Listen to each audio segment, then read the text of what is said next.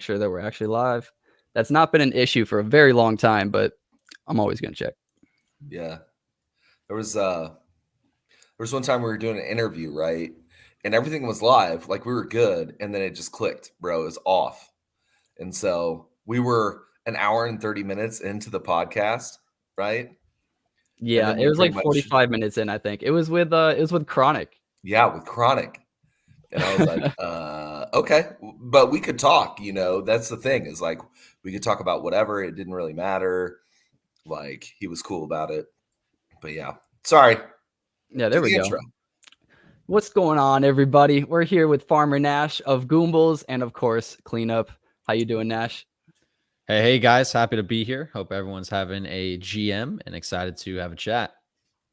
That's what's up, man. I know you're a busy guy. A lot of people probably been hitting you up for whitelist spots, hitting you up for interviews. So I appreciate you to finally, give some of your time to me. Yeah, man. Insane amount of DMs, like more than I could ever have imagined. But hey, it's all part of the game. It's better to have a lot of DMs than no DMs, in my opinion. Especially like my background coming from doing mortgages. Yeah, you want your phone ringing instead of not. So yeah, no, that's awesome, man. How are you doing today? Can't complain. Yeah, I think cleanup. Oh, either talking to me? of you. Okay. Either What's of up, you. Ghost? How you doing? But no, I'm doing well today. Making homemade pizza at home, so that's always great. I'm kind of refining my pizza recipe for an opening of my own store, so we're good. We're Wait, feeling really? good. Yeah, Dude, that's dope. Where is it? it's you been allowed a to long like time say that? coming. So I'm from Indiana. Okay, little small town here in Indiana of like 170,000 people, right?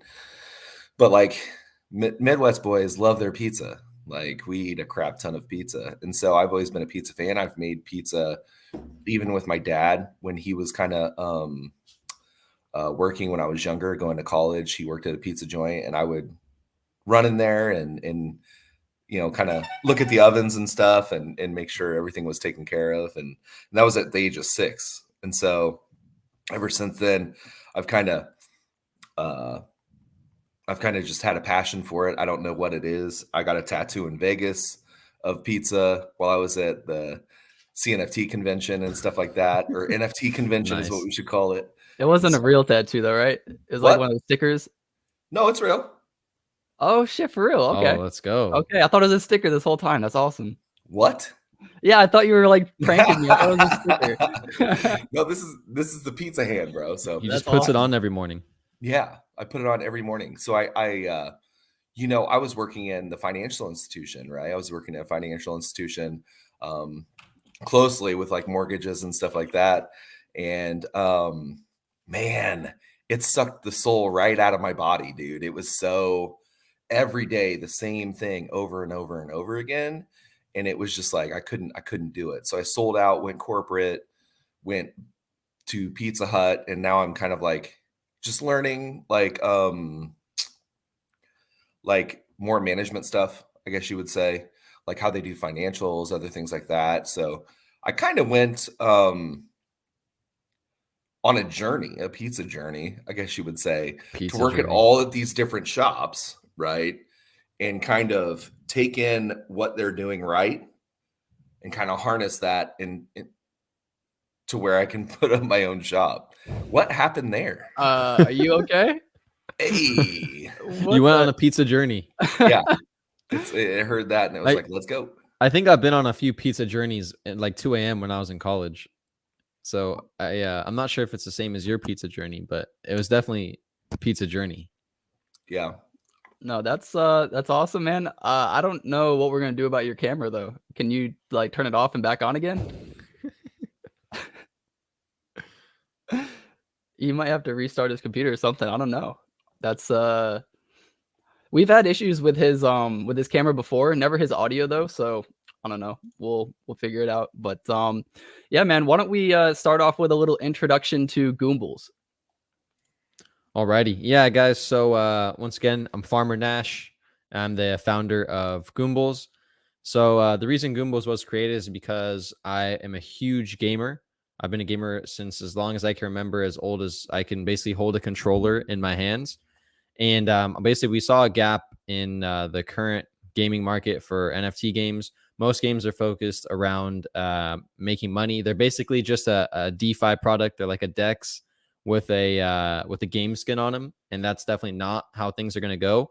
So we're looking to actually make a game for gamers, and instead of making like blockchain the huge selling point, we're just going to use it as icing on the cake. It's going to be a 3D RTS tower defense game. You can actually see in the background is one of the scenes. It's called Cavity Court. It is where the home of, excuse me, it is a home of all the Goombles. This is where they live. Everything's made of candy. It's more of a farm town. Yeah, so we're really big on like custom tailoring our current community right now. We're basically hand picking people. We have a private Discord. It's highly contested to get in right now, and we're looking to actually like make our community gamers. So we're doing kind of like this play to whitelist thing, where you literally have to play Web3 games just to even have a chance to buy a Goomble. So we're gonna do like cool different things, even post mint, where it's like no one else has done this.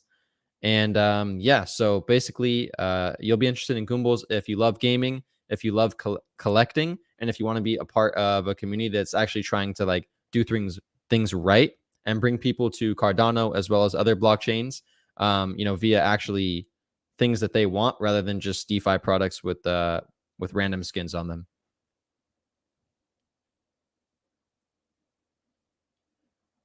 Yo, I'm back. You're muted. Great. That makes sense. Yeah. All right. Well, welcome back, Cleanup. How you Yeah. doing, man? The camera working again? Yes. All right, cool. All right. So Goombles, you're starting off, you're having whitelist spots from a bunch of different games. I know I saw like Crypto Raggies. What are some other whitelist spots that you've given out to other gaming projects? Yeah, so I think one of my favorite ones was like Ada Ninjas. So Ada Ninjas is like a shout out to, they're not Ada Ninjas anymore, actually. They're Denketsu. They did a rebrand. Shout out to them. They're an amazing team, great products, all that. Basically 3D kind of like hack and slash survival game a little bit. So you just gotta go destroy everyone. Yeah, there they are. Shout out to Denketsu. Get the highest score. Let's see who else. We have done. Dude, there's been so many at this time. It's like we've done Hash Guardians. Shout out to Hash Guardians. We did. We're actually still waiting on the list for. Oh yeah, they just launched their Rangers. Shout out to them. I don't know, man. It's a huge blur at this point. Crypto Raggies. Oh, Cardano Warriors, probably another one of my favorite ones. Is like literally I got to create the level. So I literally made that level that everyone played on.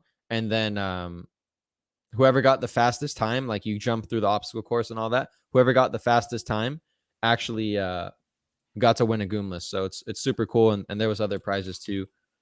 And yeah, it's just like we're trying to get people who are actually gamers into Goombles because it's important to find your target market instead of just tossing out your NFTs to random people, if that makes sense. 100%. Do you have like a favorite type of game that you play? Because for me, I love tower defense games, but I don't know if I would put that as like my absolute favorite. So why did you decide, I guess, like a defense type of style game? Is that your favorite type of game? There's a few reasons, right? Number one is that I love tower defense. Like when I was a kid, I remember having an iPod Touch, I think, and I was playing Balloons Tower Defense, and it was just the monkeys like throwing darts at the balloons. Super fun.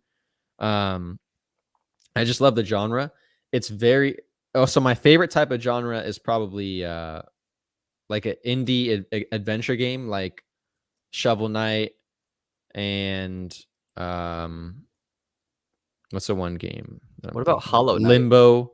I haven't played Hollow Knight, but it looks super cool. Castle Crashers, just those types of games, like story mode adventure games. I love that. But the reason tower defense is one, it's super fun, and two, it's a genre that like everyone can get into. Literally, you place a tower, and boom, you don't have to learn any complicated things. It's super easy to like integrate NFTs to it, and I just think that it's like really a genre that's addicting. It's trendy right now, especially on mobile. So I thought it would be a great choice, and it's not hard to develop too, which is important. Like we're not going to be a giant metaverse. That's too expensive. That's too hard. You need too many connections, all that. Like tower defense scope is very doable, and that's why we chose that. Gotcha. Do you have any experience clean up with tower defense games? Yeah, I actually did. What was it? There was one. I think it was like State of Origins. I have it on my phone, actually. And dude, I think tower defense games are fun. Like, okay, so I go to this place called Haircut Corner to get my haircut. I know it sounds like the Walmart of haircuts, but trust me, like they do a great job there. Okay, their people know their shit. So anyway, don't judge me. So I go to this place called Haircut Corner. The problem is they have like 10 stylists all at the same time. They're all clocked in every single day from open to close, and they're busy. There's always like an hour and a half wait. And so, I would play like a tower defense game or something like that.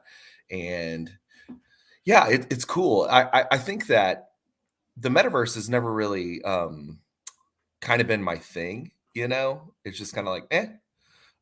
Whereas shut up, Scottish. God, I told you this is a judgment-free zone, man. Um, you know, so yeah, it's good to have something that you can work on right now and people can use right now. That way it shows like proof of life. You know what I'm saying? Whereas with the metaverse, it's all based in faith.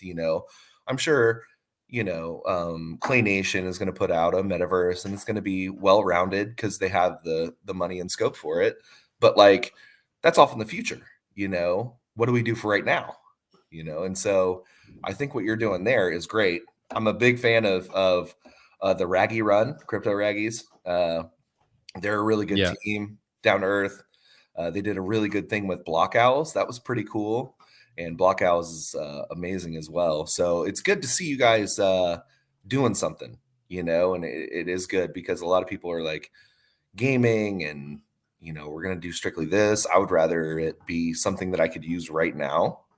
And then instead of waiting like 2 or 3 years down the road. So good job on that. Yeah, and then so just on screen here, and I want to make it clear, right? While we are developing right now, the game will be playable soon. It's not going to be like it's playable tomorrow, if that makes sense. But I just want to make that clear. And also on screen, this is oh, I forgot the name of this one. Kingdom Rush is actually this game. Kingdom Rush. I played that. I love it. Our game is going to be 3D, so it's not going to look anything like this. But if you look at right there, it's like a bunch of enemies are coming. You have no idea what you're going to do, or a bunch like there's a few different directions they come from. That's the type of environment we want to recreate for gamers. So yeah, I love Kingdom Rush. It's fun. Like, Yeah. so they have these wizards in there, dude, in this game, that resurrect like these skeletons, and they are literally the biggest pain in the ass in the game, and they take forever to beat. But yeah, Kingdom Rush, really good game. I do like that. I did beat the first one, and then it went to like ultra hard mode Oh, that's and tough. unlocked more levels, and I was like, no, thank you, I'll pass on that. I couldn't even Yeah, pass the like first. new game plus kind of stuff. Yeah, it was Yeah. like it was horrific. So if But any yeah. people like don't know, this is normally like what a tower defense game looks like. There's like a lane and some enemies come through it. You set up your towers on the outskirts of it, and you want to make sure that they can hit them from whatever angle that they have. Towers have different ranges, they have different effects, and that's the type of game that Goombles is creating. Search up Bad North. Bad North. Bad North. This is more accurate as to what you can expect from Goombles. And this is a game that's completely under the radar. Amazing game, highly recommend. This is something more of what you can expect for Goombles. If you can see, it's 3D, very like low poly, fun graphics, things like that. So this is like a different style, more modern tower defense. So yeah. Okay, like in this game, there's like boats and stuff coming from other directions. So do you build up like your own base and then kind of like go out and fight differently, or is it like a level? No, the maps will be predetermined, so you're not going to build levels, at least as of release. Who knows, maybe in the future. But yeah, there'll be and then you got to put your towers to like key points. And remember that it's 3D, so if you put one like in the center up the top, it might not be able to reach other places of the maps. Where 2D, you can hit wherever. So it's a lot more dynamic, a lot more decisions and things like that. Okay. Will you be able to like sell your towers for probably a loss, but like somewhat, kind of like balloons? Upgrade, sell, And then in our we're going to release our white paper. So I don't know if I've said this, but each tower is going to have a skill tree. So it's like you can kind of build your tower to how you want it. Like if I want my tower to have attack speed, and then it'll get like the special attack speed buff at the top of the skill tree, then boom, that's what I'm going to do. Or if instead I want my tower to have like utility where let's say and not NFT utility, guys, like in-game utility. Let's say like every third shot it pierces an enemy's armor or something like that. I guess that's alpha 2. Enemies will have armor. Then yeah, it's like suit your play style, kind of whatever you want to do. You could do that with the skill trees, as well as like there'll be a ton of different towers and all that. Okay. Do you guys have a mint price and a date set up for the mint yet? We've publicly stated Q1 for the date. I don't know if I want to release the date yet. And I don't think it would be smart of me to do that, so I'm going to hold off there. Mint All price good. is going to be between $50 and $80 USD, whatever the price in ADA is at the time. So, Okay. yeah, 50 to 80 USD. I think that's a very fair price. And a reminder, we are a 10K collection, and we're going to be releasing 50% of the collection first. So technically, there will only be 5K supply releasing at first. So yeah. Okay. Gotcha. And then let me go show the Discord, because I was looking at some sneak peeks in here, the sweet peeks rather. Sweet And peaks. yeah, you guys have some like really cool things in here that just got me like thinking. I guess I'll start here. So this is going to be, one of the towers in theory in your game. And these are going to be like gumballs inside of here that kind of like shoot at them. Can you tell us anything extra about this? Yes. So, okay, this is going to be like the flagship kind of poster tower of Goombles, right? It's called the Gunball Machine. So, obviously, Goombles, it's a play on the word gumballs. Gumball Machine, it's the first one that you're going to unlock in the game. And it'll basically be your classic like single shot tower, like boop, boop, boop. It's going to be like very easy to introduce. You're going to have upgrades. You can see on the bottom right, it's like more of a mini gun, like a huge machine gun kind of. Or excuse me, the bottom left. Gotcha. And yeah, so there's a few different ways to build it around. And yeah, this is really like the most basic tower that you can expect in the game, the first one you'll unlock. And when you upgrade these towers, do they change colors too to kind of reflect that? They could. They'll definitely change design. Like Okay. once you hit a certain level, and this is in game. Like this is per game, by the way. So let's say I get my tower to level 5 in the game. When I start a new game, it sets back to level 1. This is like in-game upgrades, if that makes sense. The skill tree is like total progress, but this will reset every game. So we need some way to show like, all right, your tower is leveling up, boom, visually. Gotcha. And then the other ones we had, let's see, I think this one was the most interesting to me, because it was like this little rabbit right here can dig tunnels for other enemies. So is this going to be an enemy, or is this going to be maybe like a power up or an ally? Yeah. So what I will say is, not all enemies and concepts have made it into the final cut, right? So I don't really want to spoil which ones we decided to put in, which ones we decided to take out, if that makes sense. If you Okay. actually see the chicken on the right, it's supposed to have or the hen, the top right, it's supposed to have a projectile a little below your mouse there, where it's like shooting an egg, right? So I'm not going to say exactly what those mechanics will do or what they're supposed to do. But here's kind of what you can expect from my background right now, which is Cavity Court, the farm town, right? These are literally like farm animals. So there'll be a lot of different like themes in Sweetopia. There's 10 different biomes with different enemies reskinned of the same enemy. Like there's a lot of stuff. Gotcha. Like if you had a goose in there, I would literally try to kill that thing, no matter what. I do not like geese. I don't understand what they do besides walk into traffic and take forever to cross the road. You know what I'm saying? So, yeah, this seems pretty cool. So I like the farm aspect. Is there's not going to be anything like mining or anything like that for Goombles, right? Or anything like that? Mining. Yeah, like basically farming, even though your name is Farmer Nash, farming for like utilities you can use inside the game or like whatever. It won't be like one of those things where it's like you're pressing the screen to harvest. Oh, not planned. No. Okay. But that's more like a base builder kind of. Yeah. We might do something, and this is like, might, right? This isn't confirmed. We might do something where like, hey, if you beat level 11, it unlocks this, which gets you coins, or whatever we're gonna use. But no, we're not gonna be a base builder game where you have to like collect your resources and all that. That's not really what we're looking to do. Gotcha. Nice. Now, do you know exactly how much money is going to have to be raised and how long that'll kind of like last for your game before you either have to do another mint or, do some sort of fundraiser to keep everything going? Yeah, definitely. So, the reason why we chose tower defense, as I mentioned, is that it's a very feasible scope, if that makes sense. We're not a giant metaverse. We're not an Unreal 5, extremely high rendered graphics game. No, we're a mobile game that's playable on PC. So we're gonna have like lower poly graphics and things like that. And what I do want to say is, just because you don't look hyper realistic doesn't mean the game's not as good. There's hyper realistic games out there with the best graphics, UI, UX, lighting, shading, textures, everything that are complete ass and no one plays them and they're a failure upon launch. So ideally, we're trying to make a fun game, and the mint price will reflect what we need to finish development for the game, as well as other things that have not been announced yet. So I don't know if I want to say anything else about that. Let me think. Yeah, the mint price will definitely cover us to finish the development of the game. And when the white paper comes out, we'll be releasing a lot more about what these funds will be allocated to. Gotcha. Okay.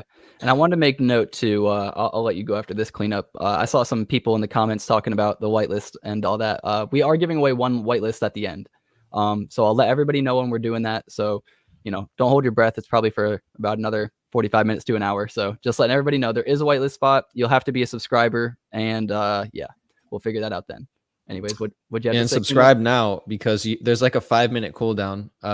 You have to be subscribed for a few minutes before you chat. So make sure you subscribe now and like. Remember to like, man. I mean, yes, appreciate that.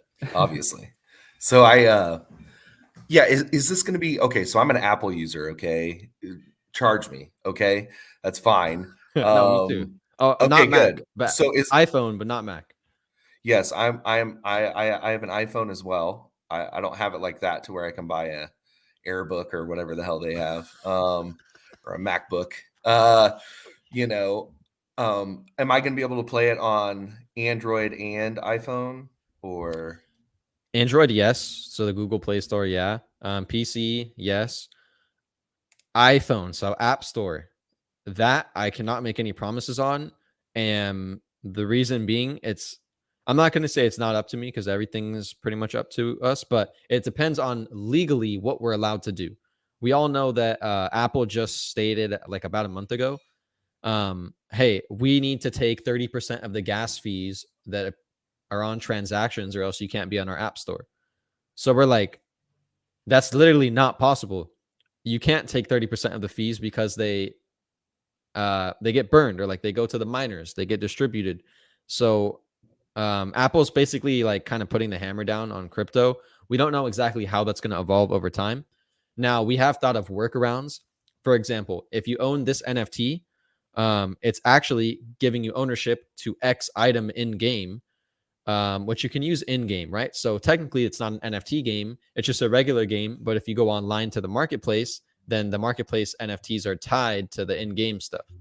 So there's a lot of workarounds that we've thought of, and I don't want to commit to saying we'll be on the App Store when, if Apple's like, hey, you're not allowed to do that anymore, hammer down, and then we're screwed, right? I just said something that's not physically possible. So I will say that a huge part of our target market is on Steam, which is the PC gaming store, as well as the Apple App Store. So we're going to do everything we can to basically introduce our game to those target markets in a way that will not get us in trouble legally. Gotcha. I think too, while I was on a Twitter space a while ago, you said that you were debating doing like in-game purchases, but not necessarily like pay to win. How will that work? Yeah, definitely. So if you played Bloons Tower Defense Battles 2, sorry, that's a long one. Bloons TD Battles 2. That's a huge title. I really like how they do in-game monetization. They have um different types of skins. They have like heroes in that game. Um so there's lots of different ways to monetize on a video game, right? There's in-game ads, which we'll probably try to avoid, at least in the beginning. There's you can like buy gems like Clash of Clans for faster progress, for faster resource collection. There's battle passes.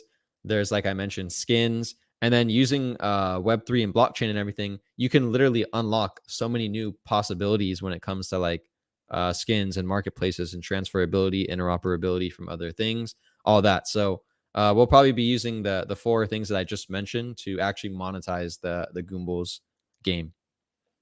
Will there be like a skill based kind of like winnings as well? Like, let's say I come in first for that week or that month. Could I unlock like a unique skin that way? Short answer, yes. But this is probably something that's a little further down the road. We're gonna have to integrate like all the blockchain systems into the game. On Cardano, that's not easy at all. It's very hard. So yeah, ideally what'll happen is like the top players, the people that play the most, that are verifiably human, not bots, are gonna get like the cool prizes. So the literal community that's playing the game is gonna get the cool stuff. The best players, it's kind of like League of Legends, where if you're a challenger player, you get an awesome banner that you could flex in game. You get an icon, and we like an emote. We want to do that type of stuff too. Gotcha. And you said something really interesting too. You said it's really hard to build that on Cardano. So if you could build on any blockchain, what would it be? And how does Cardano kind of, catch up to everybody else? How do we make it easier for people to build? If I could build on any blockchain, I'd build on Cardano. But there's a reason why we're launching on Cardano. And what could Cardano do to? I think I'm not really a developer. I don't really think this is a question that my answer would carry much weight to. I would say I think the mention of subnets is a huge thing where people can actually code and work on Cardano in languages other than like Plutus or Haskell. So I think that would be huge, but I'm no developer, so I don't think I'm really like the person to answer this question, or my opinion that matters that much. Gotcha. There's some comments in here, some questions as well. Do the towers all look the same, or you get like skins for them? Like, could I get my tower looking like a Scottish castle? So that's actually a good question, right? If we have the skins change too much, then they're not going to be recognizable in game, if that makes sense. So like take a game similar to Valorant where there's no skins except for weapons in that game, because you need to be able to look at someone and say, all right, this is that skin, or like this is that player, that's what their abilities do, blah blah blah blah blah. I think they'll be skins will be implemented in a way, and like emotes and things like that, that's not taking away from like the clarity of the game, but also something where people could like customize and flex and use the things that they like. Now, is it going to be a multiplayer game, or is this going to be mainly solo? Because I think if it's solo, then it wouldn't matter too much if the skins were changed, because you'd set it up and you would know. Yeah. But if it's multiplayer, then that's where I could definitely see that becoming either manipulated, like in a good way, in favor of whoever's doing it. Like, oh, I can't tell, or you can make the skin look like another skin of another tower to like try to mess with people. But is it going to be multiplayer? Yeah, so we're gonna be launching the game test, which is we're gonna be calling the alpha build, for holders only first. That's gonna be single player, right? You're gonna be able to uncover a little bit about the Goomble story.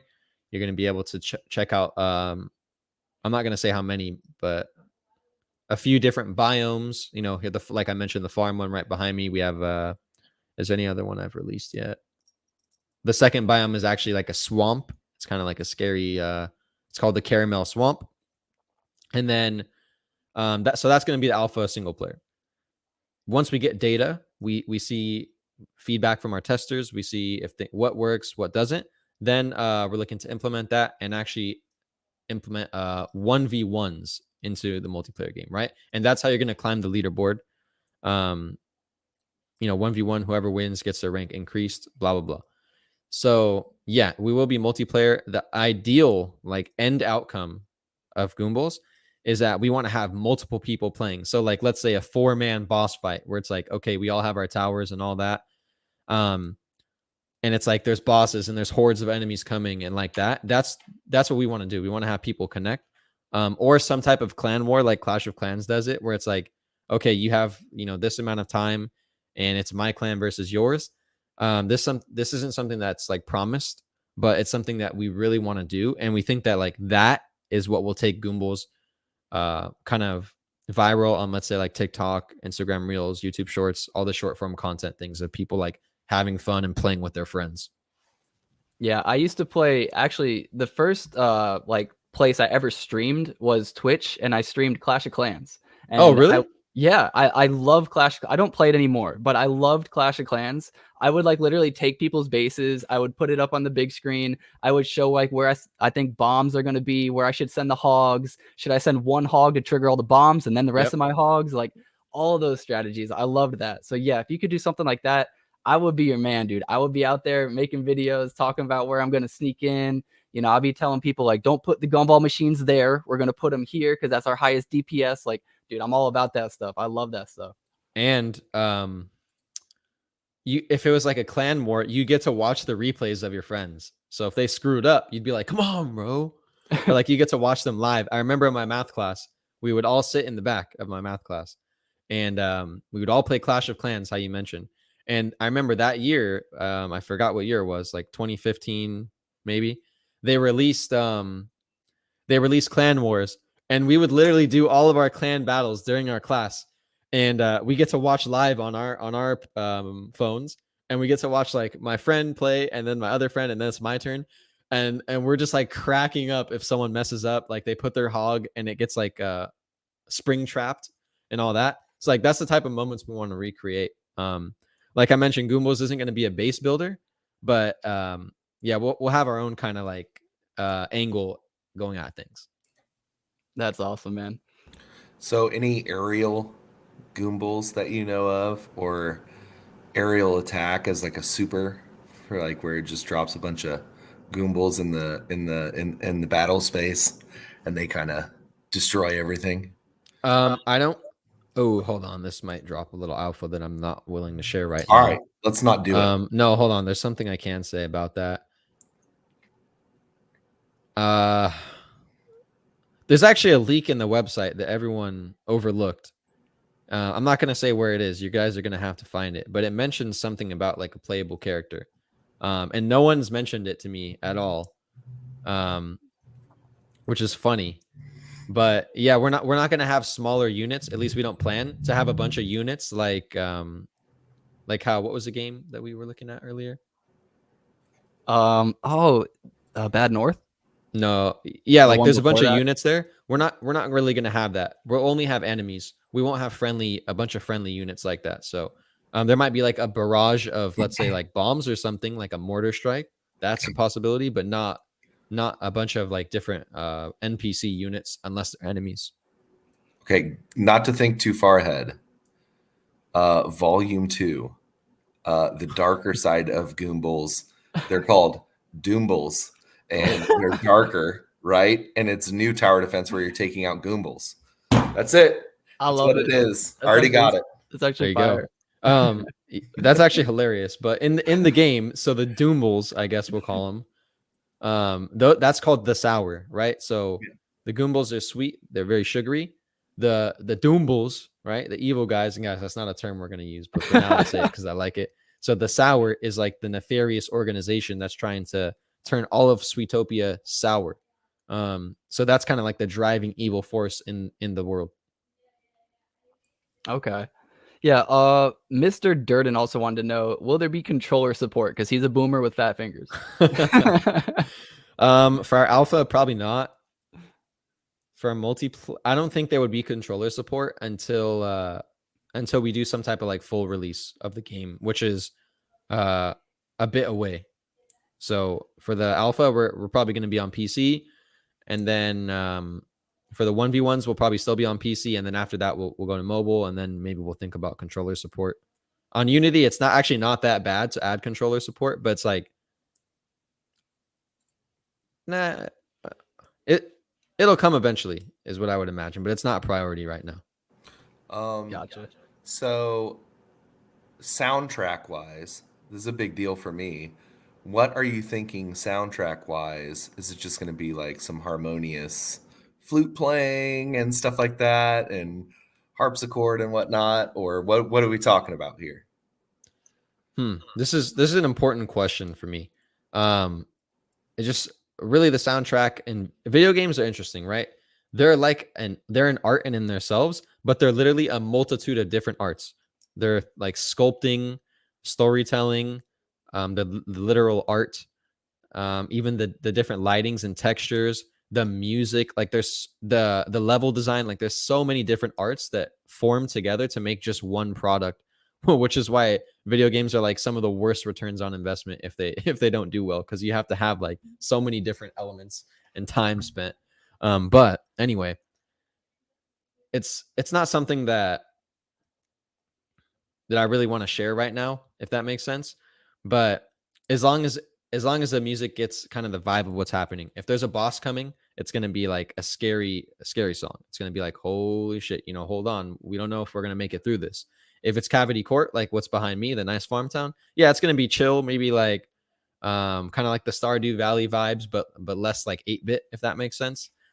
Just the music is going to be used to like invoke the emotions on top of the gameplay, if that makes sense.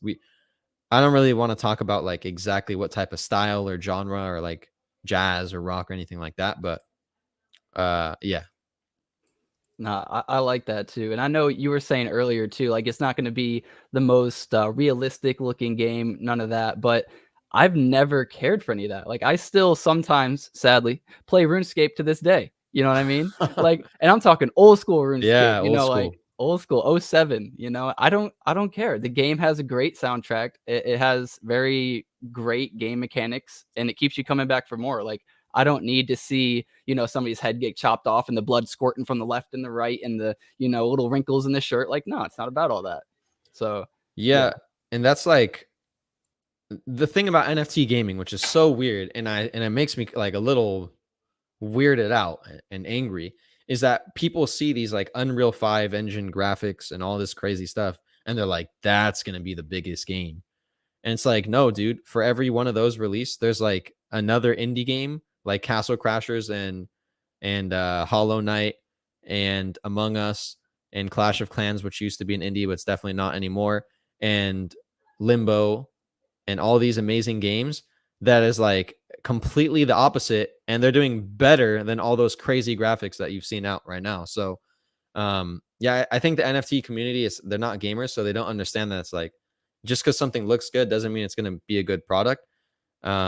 It's all about like the style, the vibe, the story, the art, everything like that. And that story and that art doesn't have to be hyper realistic at all. And I'd prefer it not be, honestly. Yeah. 100%. I think, yeah, if you look at Candy Crush, dude, they literally don't have anything, but it's like they're making billions upon billions. And sure, it's off grandmas and stuff, but you know what I'm saying? It's addictive gameplay, right? Because Yep. when you Absolutely. don't make it, when you don't beat the level, you're like, I just got beat by some candy. This is some bullshit. Okay, I'm back in buying lollipops and other shit like that. You know what I mean? So, uh, They have some really crazy mechanics in there to keep you addicted. That's for sure. the thing was, there was this big stigma back in the day of microtransactions, right? Back Yeah. in gaming. Just like, when Xbox came out with Xbox One, and they were like, oh, we're going to go discless or whatever because not many people buy discs anymore. And everybody was like, no, it's got to have a disc, blah, blah, blah. And now nobody buys discs anymore. GameStop's done. Like, Bro, why I don't understand why people wanted the discs. Do you know how long it took me waiting in line for games on Yeah. like the first day? It's like, dude, I had to spend like 3 hours to get there before everybody else. Right. And then like 2 hours for the store to open. And then it's just like, dude, no, it'd take me like 5-6 hours just to get a game, like where I can have it downloaded while I go to school or work and then come back and it's right there for me. Why would I do that? Facts. And so so everybody was like poo-pooing it. And here we are like 6 years later after it. And it's like, well, it turns out they were right. Don't be afraid to do microtransactions. To be quite honest with you, they're commonplace now. Like I think generally, as long as you focus on the game and make it addicting, you know, to where I want to keep playing, I want to keep going, and make sure the leaderboards are addicting, you know, where it's like, oh, the top 1% gets this one of a kind badge or something like that that they can show off only one time only. You know what I'm saying? That shit, or like the people that are day one, the day one people that play, right? Or alpha, the alpha people get a Yeah, no, special, yeah, like whatever, exactly. you know, to where it's like, it's a flex, dude. And like, you only get this certain amount of window to get this certain thing. And then that's it. It's gone literally forever. So that way, a year down the line, Absolutely. you know, when I'm sitting there in the game or whatever, and people are watching, like, oh shit, like he's an OG. Like, look at this. Because that's a Dude. status. That's a status thing. And it's huge. So don't feel bad about microtransactions. You know what I'm saying? Yeah, we don't feel bad. And I want to talk about 2 points real quick. Number one is I could tell you're an actual gamer because like, yeah, a lot of people say like, oh, well, that's not utility, you know? Okay, and then like, bro, there's people that are paying like $400,000 for a single skin in CS:GO. The Pax Jax skins, like the actual ones, not the fake ones on eBay, they're selling for like hundreds of dollars in League. There's literal like entire websites, marketplaces, like crazy stuff, and people will pay for skins, flexes, emotes, everything like that. It's crazy, and NFTs are going to take that to a whole new level where you can actually buy the OG status for who knows how much money. It's going to be very interesting to see what happens. Not even with Goombles, but just anything, any game in general. That's an NFT game that's going to exist for like 5+ years. And there was one other point that I wanted to make, and it's kind of leaving my thought right now. So I think I'll leave it at that. So one thing that I did, so I was a cartographer for 343 Industries for Halo or Oh, whatever, and so we created the map Overgrowth for Halo 5. Right, it was me, Tom French, who was the lead developer, and Psycho Duck. We all created this thing, and it's cool to kind of see this product actually go into the game. And so coming from, and you get to see different perspectives. Like you get to see the business aspect, and then you get to see like the gaming aspect. And it's different. Like people will sit there and be like, no, we don't want microtransactions, this, that, and the other. Well, for every one person that doesn't want one, like there's 5 other people that are like, man, I really wish I could. yeah, they're like, You take my know? money. Right. Right. And so, you know, and I understood kind of like the NFT service. Like, so when people sit there and they say like, okay, it's going to cost 50 to whatever dollars in ADA, and that's like 150 ADA, right, for each Goomble or whatever, give or take, depending on the fluctuation of the market. Yeah, it's And whatever. and so for me, it's like I understand that you have to produce from this pool of money, you know, and I know that in gaming, it's not cheap. Like if you want a quality product, it's not cheap at all. Like, Absolutely and the not. fact that 20% of games only last are only profitable. You know what I mean? Like the under 20% or under are actually turn a profit. That means 80% of the gaming industry is at a loss, And so just think about it like, it's like do whatever it takes, right? Just make sure Absolutely. everything's addicting, you know? It That's was why we're having our holder only like game test alpha, whatever you want to call it. It's like we need to know where people click off of Goombles. We need to know if level 2 is too hard and they lose and they exit out of the game. That's a data point right there. We need to know that if they don't get a prize after level 17 and they stop playing after that because they didn't get like a shiny cool prize, that's a data point right there. And it's extremely important how you mentioned is like it's got to be addicting to keep people playing, especially if it's going to be like start out as a single player, right? So yeah, I completely resonate with what you're saying, and we're definitely not scared for microtransactions. Speaking of microtransactions, Valorant, guys, one of the largest FPS games by Riot Games. I have friends. I used to play Valorant almost every night. I have friends who the store. Okay, I got to start it off by saying this: the store in Valorant where you buy skins for your guns, you could buy knives and things. It's revolving every 24 hours, which means there's 4 skins you can buy one day, and then it changes the next day. So if there's a skin you want, you have to buy it today or else it's gone. I cannot tell you how many of my friends, and sometimes including myself, have been like, I wish this skin was available. I would buy it right now. But instead, I'm just going to buy this one. And then we spend $20 on the skin. And then the skin's available in 3 days. And you're like, well, I guess I'm getting two now. So there's a lot of different tactics and cool things. And it's like people aren't really that mad about it. They're actually happy to pay if it's something they like. And yeah, we're not scared of microtransactions at all, as long as like they're fairly priced and things like that.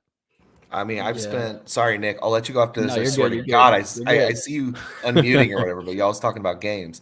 I've spent double the money I've spent on a console on microtransactions just for Apex Legends, right?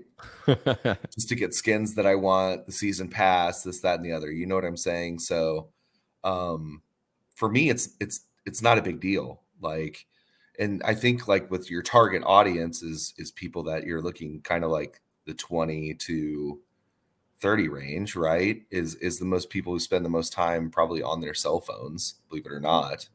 And then I think yeah, just don't be scared of that shit. Test shit out, right? No, yeah, See what exactly. sticks, right? Follow the metrics. Like you said, like are people getting stuck and giving up? Like what's their playtime? Average playtime, you know what I mean? And so follow the metrics and dude, you'll be all right. You'll be good. You already know that.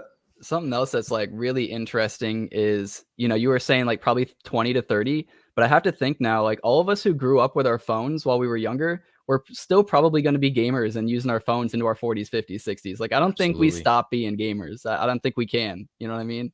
So that target audience is actually getting more and more broad, I think. You know what's Um, crazy about that? So I was doing some market research before I launched Goombles, and I was researching candy, right? And I'm not going to say a lot about this until we release our white paper, but I was very surprised to see that the largest demographic that buys candy is not actually kids. It was people, I think there was the age either 50 and up or 60 and up. And I was like, what?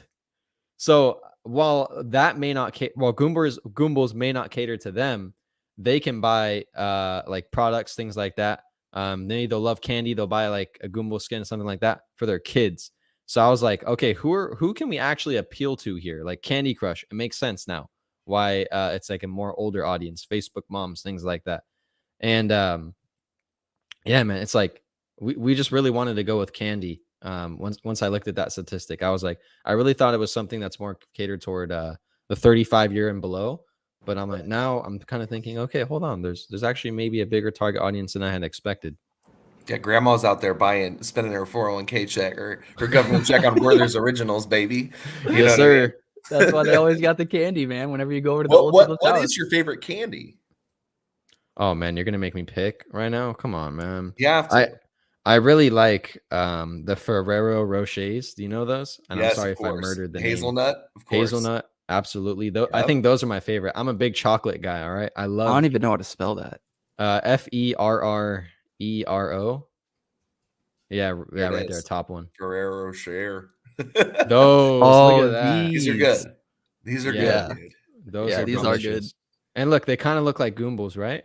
Yeah. They're the Yeah. golden Goombles. The inspiration, your muse. Yeah, there you go. SPKs, man. Sour Patch Kids. Dude. I'm not a big fan of sour candy, honestly. Really? Okay. Okay. That's fine. I think sour candy's got to come with something sweet though, right? Because that's like the whole point of the sour is like there's something sweet eventually. No? No, first they're Like sour, like then they're sweet. Isn't that their exactly. logo or motto? Yeah, Yes. and then warheads too, you have to go through all that sour, but in the middle, really, really sweet. Yeah. You got to work hard for that Dude, candy if in you the like middle. chocolate, do you like the chunky bar? Chunky?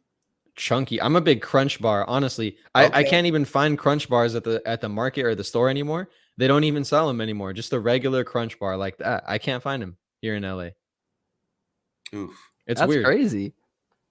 Huh. Well, anyways, back on the topic. Yeah, that was so random. No, no, it's All funny though. I right. love it. I Well, we're love it. talking about candy, dude, and we're dealing with Goombles. Come You know on what? Yeah, now. Yeah, yeah, not too Gotta be in random. there.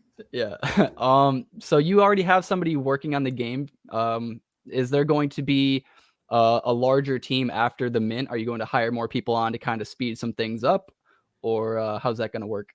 Yeah, that's a good question. So right now we have 2 very skilled devs working on the video game. And so the thing about Goombles is we're like indie. And but for anyone that doesn't know indie, it's like more of like a smaller, more family, more personal brand. Think of a game like Castle Crashers. That's like Scream's indie game. We're more indie, right? And we want to kind of keep that in our core. That's like a core value for us. So first of all, with the amount we're going to raise, I don't think we're going to become a huge team, at least to start. But we will definitely need to bring contractors, whether it's art, whether it's lighting, level design, things like that. We're going to need to have a few more people on the team. Maybe only one, who knows? But yeah, I'm happy to basically show people where the alpha is when we're ready to release, and they'll see that we're in a good spot right now. And I don't think it's really like smart to just rush into things. But if we find the right person comes along, then yeah, talent is extremely important, especially throughout the bear market. So the funds will definitely go to further and increase the development for the Goombles game. Gotcha. I also want to shout out to Stay Winning Podcast. He donated $1 earlier. I appreciate you, homie. He's starting up his own YouTube channel, and yeah, just wanted to give a shout out to him. I appreciate it, man. I know you came in earlier and said all that, but yeah, just didn't want to let you know, or didn't want to forget about you. But the next question is, will I need to hold a Goomble in order to play the game? Initially, yes. So we're in our alpha test. Yeah, you're gonna have to hold a Goomble.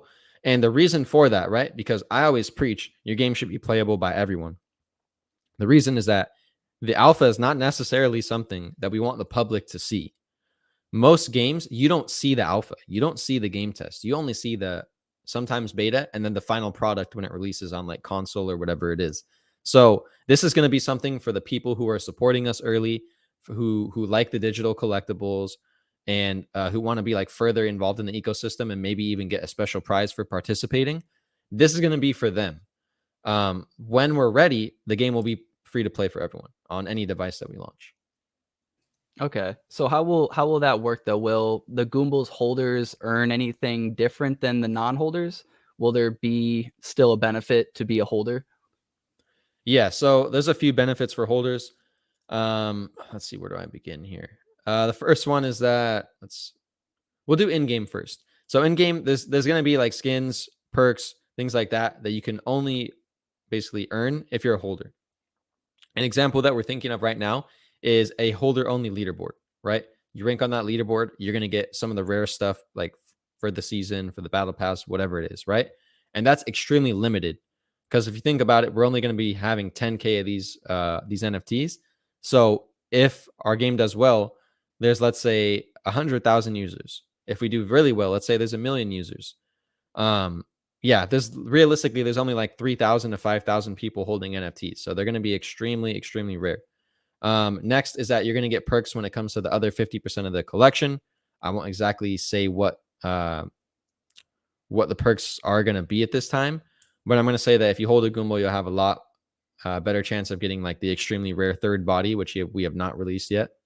And then, yeah, early access to the alpha is going to get you like exclusive and probably the rarest things that are going to be in game ever, as well as other things that we can add down the line. Yeah. Awesome. And one more thing. Yeah. Any DLC that comes out, any further towers, any further like skins, battle passes, anything like that, chances are you're going to get all that. I'm not going to say for free because my lawyers wouldn't like that, but chances are there'll be a very small like transaction, and then you can have those if you're a holder. Okay. So it'll be a skin or like an exclusive tower? I don't want to talk about that. Yeah. Okay. Fair enough. Clean, I think you're muted. Yeah, I'm muted. I didn't want to yell over Nick. Okay, like, yeah, we're gonna dig a little bit, but yeah, I don't think he's gonna release that sort of stuff. So in dealing with the game, what has kind of been something that you've learned probably the most? I would say, being on this side of it. Oh my God, where do I begin? Clean up. Where do I begin? I think the most important thing that I learned is that every obstacle is there's like a way to overcome that, and it's going to benefit the project. When it came to development, actually, I made a post about this a while ago.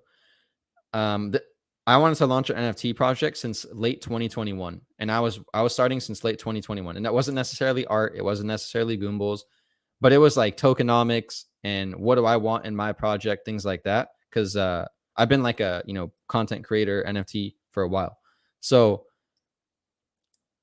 we basically made a bunch of art. We spent months on these characters, and they were called plant people. And I don't know if you guys saw the post, but we posted like some of our old art, and I'm like, we spent so much time, and then we decided like, you know what, this isn't going to work. There's Everseed, there's Treeverse, there's all these things. We don't want to compete with them. They're in our niche.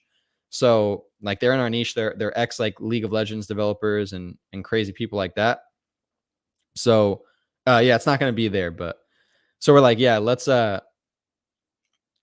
just switch. Let's find a new theme, a new story, all that.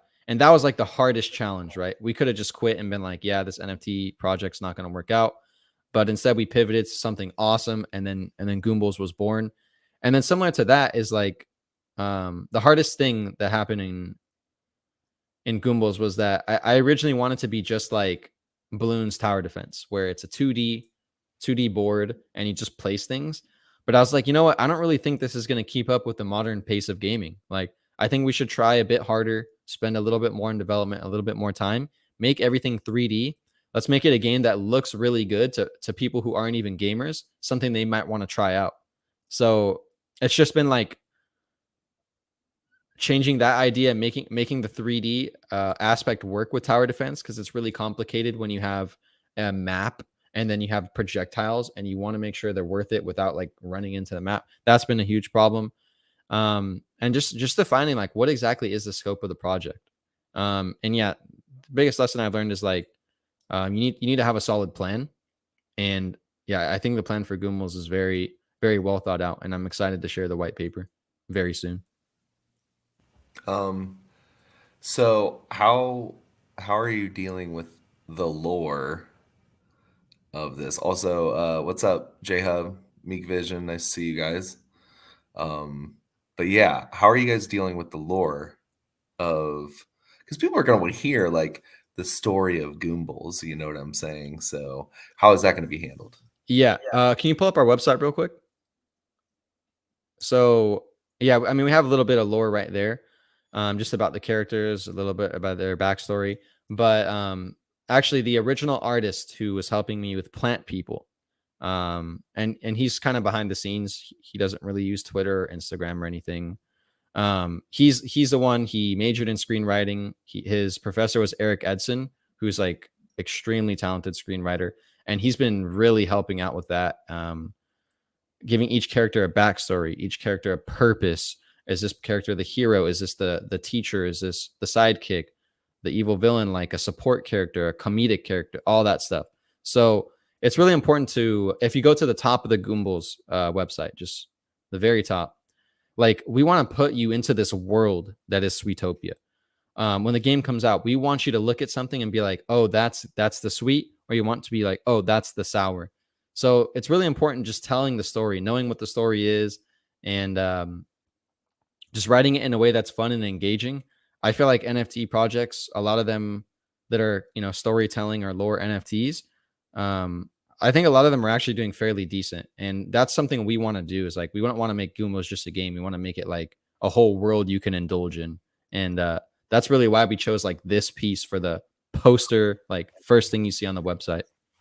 So, okay. So it looks like the candy is youthful, right? So as you go further into the game, does it turn into like a Werther's original or like an old fashioned candy? You know what I'm saying? Like, No. okay. Like, are you saying like, this is like the new town, everything's brand new, it looks all fresh, this is the new candy, but then does it get to older candy and like more decrepit, kind of like, oh, this is the rough part of town? I think you mean like right now this looks like more a trendy candy, or is it more like, old school Hershey bar chocolate, that type of thing? Right. That would be an Yeah, interesting take, right? Like, so a different art style, more of like kind of like what is it? It's called tube animation, right? It's like old line school. art. I'm not sure. Um, so anyway, Yeah, it's that. There it is, guys. that's it. That's the one. No, what is it? It's rubber hose animation. Sorry.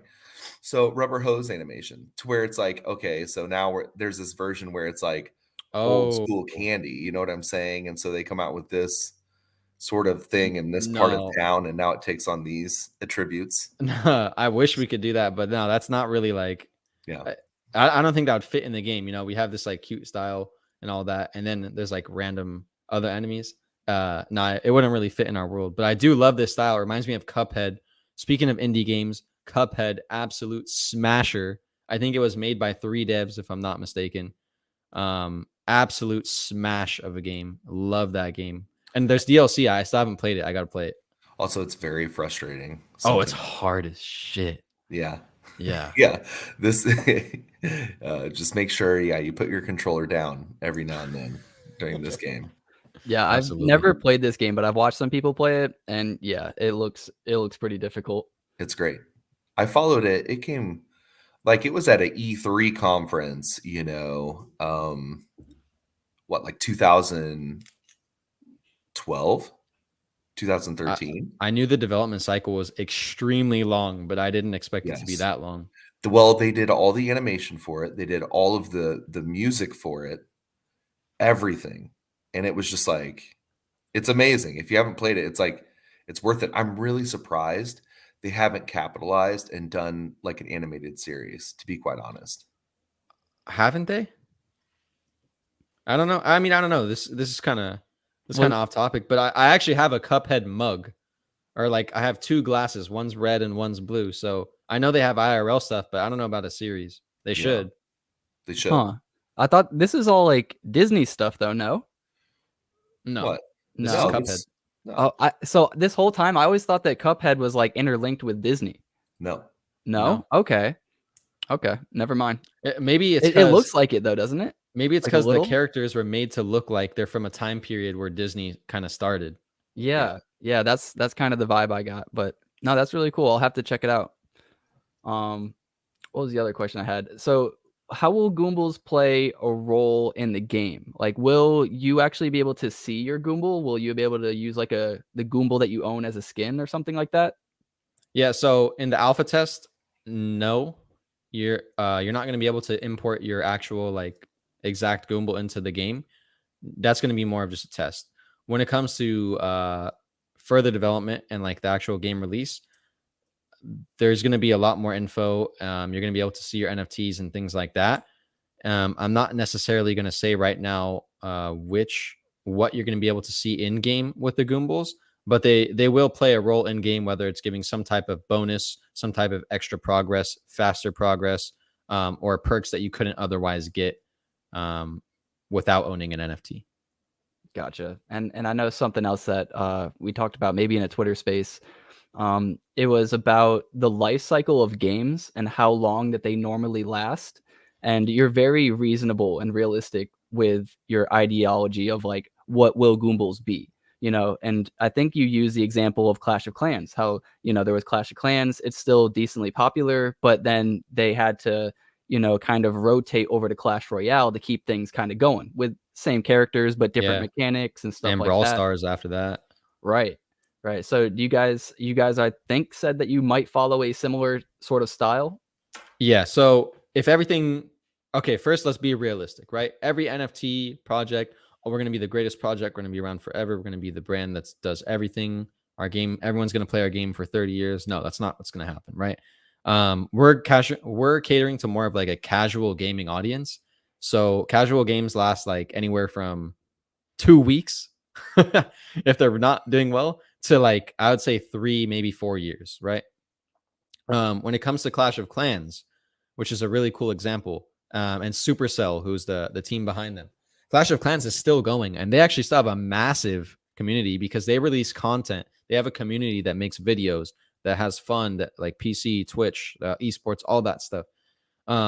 If everything goes according to plan, we'd like to have Goombles Sugar Clash, which I don't know if that's a leak, but Goombles Sugar Clash will be the name of the game. Obviously last as long as possible, as long as it makes sense business wise. So ideally it would be 3 years for the first game. Then if things are a success, we could possibly add another title. We could, there's a lot of ways we could pivot. We could add DLC. We could add new features like Clan Wars, which kept Clash of Clans going for a long time. Some type of group play. Clash of Clans, even what they did is they added a completely separate map. They're like, I don't know if you guys know this, but they're like, all right, guys, you can practically start over. It's the same game. Just each tower does like a few different stats and a few different things. Here you go. And people are like, oh, let's go. This is my builder's base. So yeah, we have a lot of options, but we need to be realistic as a business and as a company. I don't think a casual game will last more than 3 to 4 years unless it's a smash hit like Clash of Clans, Among Us, and those guys. Yeah, I think too, they had that perfect balance of like what you were saying earlier. Like you start off the game, it's super easy. Every base you attack, you absolutely smash it. You can use whatever units that you want for the most part. And then as long as you're like kind of using the upgraded units and experimenting a little bit, like you'll be fine. But then, you get in a little bit tougher. People are smarter with their bases. You start only getting 10%. You're not even successfully getting a star on a base anymore. Yeah. Now you're like, dang, I got to like, how do I do this? Like, let me watch some videos. And then, the content just kind of grows from there. Once people hit like a roadblock, I actually think that that's where it starts to become a little healthier. Now if, like you said, if it's too early, then people are going to be like, screw this game. This is way too hard. I'm done. But If you can get them happy and then they get stuck, then they're permanent. Then they're there for life. They're looking up, how do I get past this? How do I get past the next one? Do I have to watch a YouTube video for this one? I want to challenge myself and not do that. And I just hope that the game is challenging, because that's what I find to be the biggest disappointment all the time for me personally, is that I'll get a game and it's just way too easy. Well, any multiplayer 1v1 game is going to be challenging, right? Because if you climb the leaderboard, you're going to be against people that are at your skill level, if not better, if you want to climb up, right? So that makes sense. We actually mentioned something, which was YouTube, and I want to talk a little bit about content. So luckily, Goombles is not starting from square zero. We have just reached 10,000 followers on Twitter, which was awesome. It was yesterday. And, we have me. I think I'm approaching like 50,000 on Twitter, if I'm not mistaken. And I know a lot of people in Web3, like not only in Cardano, on ETH, Axie. Yeah. So it's like, we know that content literally drives games. Whether it's a post, whether it's a video, whether it's a stream like one we're doing right now, it doesn't even have to be gameplay. It just has to be talking about the game.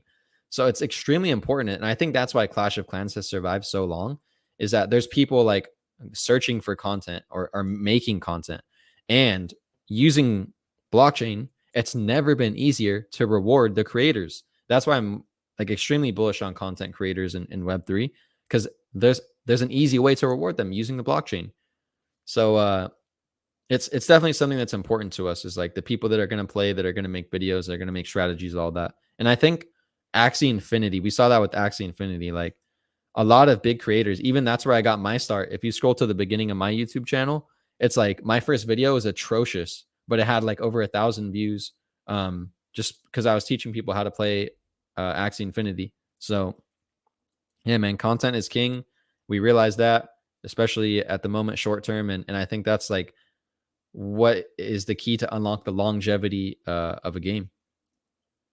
And DLC, like actual in-game content of too, of course.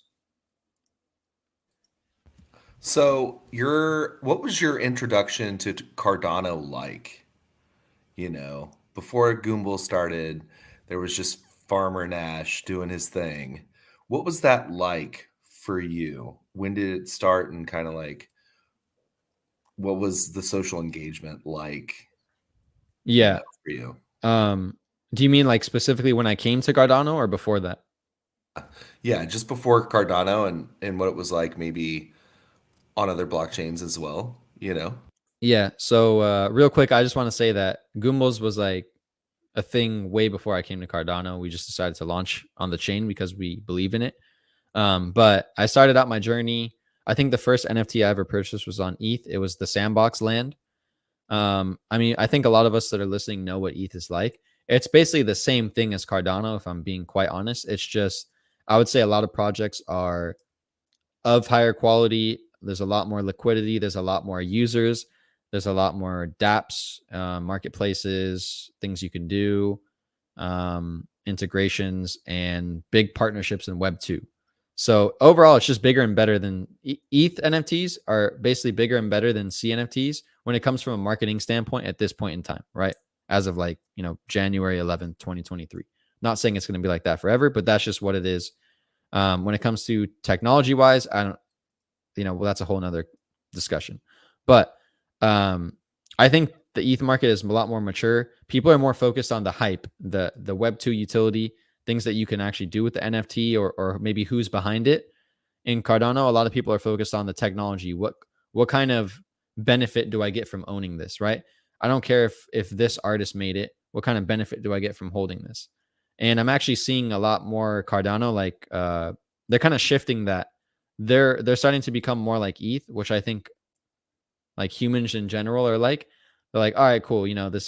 They're not innovating any tech, but I really like the branding. I want to put myself in their world. I support their vision. And that's kind of like what we're seeing with Goombles, and why we're at least successful as of right now, is that we're showing people this vision of what NFT gaming could or should look like.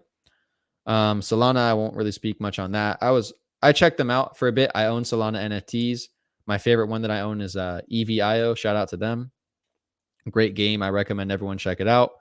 And then, I guess I spent most of my time in Axie Infinity, which was quite the roller coaster, honestly. Like this is a long conversation, but I'll just say that I learned a lot from Axie Infinity, and they're an amazing project, amazing team. They literally led the way for projects like me, like Goombles, everyone else to kind of like enter into NFT gaming. Yes. Oh, and the last thing I'll say, when coming to Cardano, I had a lot of pushback. Me personally, right? Not Goombles, Farmer Nash. A lot of people were like, "Oh, stay away. These are the ETH influencers," especially when Wob was gaining popularity in Cardano too. It's not good, and not bullish on inviting people over to the chain, at least in its current state. But I decided to look into the chain, despite people like telling me to go fuck myself or something like that. And I learned a lot, and we're actually here now, right? So it was a great experience. I did go to CNFT Con. I met so many amazing connections, amazing people. I had no idea Cardano had NFTs until I rediscovered it through Dirtbirds. And yeah, it was a tough transition, but people are warming up to it. And I think, just the fact that me and Wob coming to Cardano, at least giving it attention, it really opened a lot of people's eyes to how things could be. I don't mean technology wise, but I mean marketing wise. I'm seeing a lot more discussions of like, okay, hold up.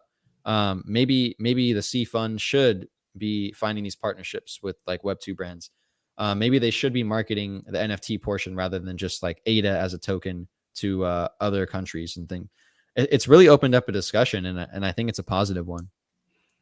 So that was something that we were talking about too, right before we went live. You were like, how are you guys finding yourself in this space while it's like, kind of crazy right now? And I was like, yeah, that was basically going to be one of my questions to you. So with you kind of saying, what I was thinking in my head with ETH, it's mainly hype, but you can kind of derive hype pretty easily. So how do you know like which projects are true hype and which projects are kind of like fake hype? I disagree that you could derive hype easily. Okay. For every project that you see that has hyped, there's like 13 other ones that you've never even heard of. And that is why, like, you go on YouTube, you search a video, there's a lot of creators. There's like 200 that pop up. For those 200 YouTube creators, there's like literally 2 million that have made 10 videos and then gave up. So there's so many projects out there that have 12 followers, 1,200 followers, 100 followers that don't have hype. So I don't think it's easy to derive, actually. I think especially in the bear market, you need to have a solid plan. You need to be different. You need to have the greatest art I've ever seen, or a reputation like myself, in the NFT space or Web2, to get hype. Right? It's not easy to generate, actually. kind of like contrary to what a lot of people think. But how do you dictate the difference? It's hard, man. It's really hard. Like, you could have the greatest art and the greatest team, and they could still rug you, if that makes sense. So, I really currently I don't really think there is a way to tell like what's going to be a rug and what's not. Obviously, the reputation, like for example, Farmer Nash has been in in crypto since 2020. He's been in NFTs since probably late 2020. I don't really remember the date. He has what, 50,000 followers on Twitter. When the bull market comes around, he could probably make a lot of money doing paid promotions. Would he put his reputation on the line for a project and work hard and do all these things and then rug? Or is it in his best interest to not do all that and then do paid promotions and arguably make more money? So it's like, no, it'd probably make more money if I were to make YouTube videos and Twitter posts for other companies. But instead, I wanted to have my own project and I wanted to push NFT gaming forward. So you got to figure out, like, is it worth it for the, what are they called? Moonbirds? I don't know. Yeah, Moonbirds on ETH, like those guys, they have their own like firm. No, they'll probably stick around, right? So it's a lot about the team, but also it's like, I love Web3 and I want to support the indie teams with no reputation. So I don't know. I don't really think there's a way to look at it other than like the reputation of the founders and the core team. Sorry, that was a very long-winded answer, but I had to throw that explanation in. It was great. And you know what I mean by easy is just like every week there's at least like 3 to 4 projects that kind of have that hype, that have everybody's name. And yes, there's also probably like 20 to 30 or 50 other projects that nobody even knows about, like you said. But the fact that there can always be like 4 or 5 projects or 3 or 4 projects, whatever, that are hyped for any given week kind of shocks me. And it always, you know, surprises me even more that they sell out and then don't do anything, and everybody just kind of loses money and forgets about them. And it's just like, well, Yeah. another hype project's going to come and do the same thing. Like, why do we keep doing this if this is what's going to happen? You know, so I don't know. I'm just in my head thinking that there must be some people who just somehow know, like, this project's not going to do good, or else why would we keep throwing money in and losing? I don't know. Yeah, what was your first rug? Have you been rugged? Man, this is a tough one. You know, I actually don't think I've been like, I bought an NFT and then the team just completely disappeared. Because the thing about me is I'm a very low risk investor, which is weird because I'm in the NFT and crypto space, right? But like I do a ton of research before I buy anything. And that's also with NFTs. If I buy an NFT for $10 and it's an art NFT, like if the artist stops talking on Twitter, is that a rug? I only bought it for the art. I don't know. I don't really remember my first rug, honestly. I guess I only really buy projects that I believe in, and I've gotten kind of lucky. I know there's been some that have gone like to near zero after I bought them, but the teams are still trying, if that makes sense. So I don't really know what my first rug was. Yeah, that's a good point too. Like, I guess you can't really call it a rug if they're still there trying. It's just that the value of whatever you purchase is just now less. And I know 90% of the reason why we're all here is to make some money. So in some ways, you might as well call it a rug, but in other ways, it's like, well, I'm still happy that they're legit people. They're not assholes. They didn't take my money. You know, I'll continue to support them in whatever way. But yeah, I don't know.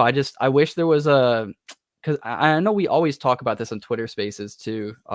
You know, how do we set like a standard to make it to where people, you know, can have like I guess people are looking for an easier call, right, on NFTs that are coming out. People want it to be easy. People want to be like, that's the one. I'm going to buy it. I'm going to make money, period. Which obviously, if that was the case, we would never make money because then everybody would be doing the same thing. So I don't know. Yeah, well, the easy projects, I mean, we just talked about them. They're the 4 hype ones a week that are going to sell out. The problem is some of those easy projects are rugs. So yeah, it gets very complicated. I don't really think there's a solution at this time. You know, it's Web3, it's decentralized. You're going to have good actors, you're going to have bad actors. I don't really think there's much that we could do for that. But what I do think we can do, one thing, is like launch pads, such as, you know, OpenSea, JPEG Store, Magic Eden. I think they've actually launched some rugs, and they need to like better vet the teams, if that makes sense. I don't think you should just be a launch pad for anyone that's willing to toss you 15% of your MIT. Yeah, I totally forget which project it was, but there was one on Soul that I remember specifically that was on the launch pad for Magic Eden, and it just got destroyed. And so when looking at mints, I think my next mint is going to be a kid called Beast on ETH. Wait, they're on ETH? It's gonna be my first ETH, I think, mint. So we'll see. This is it right here. Yeah. It looks pretty cool. What do you know what they're about? Raspy.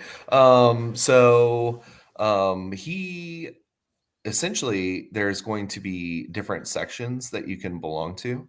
So there's like a music section and stuff like that, business section and other things like that. And so there's going to be head of like the business section and stuff like that. And so they're going to kind of formulate the project based on people in those sections. So there's probably going to be a lot of secondary action.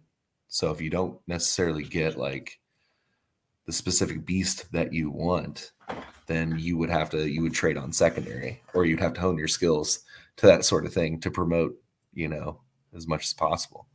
That's kind of similar to like what Cardano Proxies is doing. Sure. Have you seen Cardano Proxies? I saw them. They were at a CNFT Con, I think, too. Yeah, they kind of have like their own. They call it the Beehive, and in each segment of their like Beehive, they have parts where you focus on like your mental health, parts where you focus on like videos or content or flipping or a bunch of different things. That's pretty cool.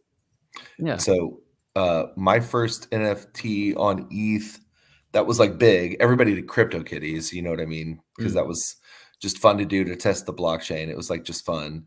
But after mint, when I got into the hype cycle, was More Than Gamers. And dude, I got absolutely throttled on. Oh, mint. yeah? Yeah, because I bought the top, the tippy top.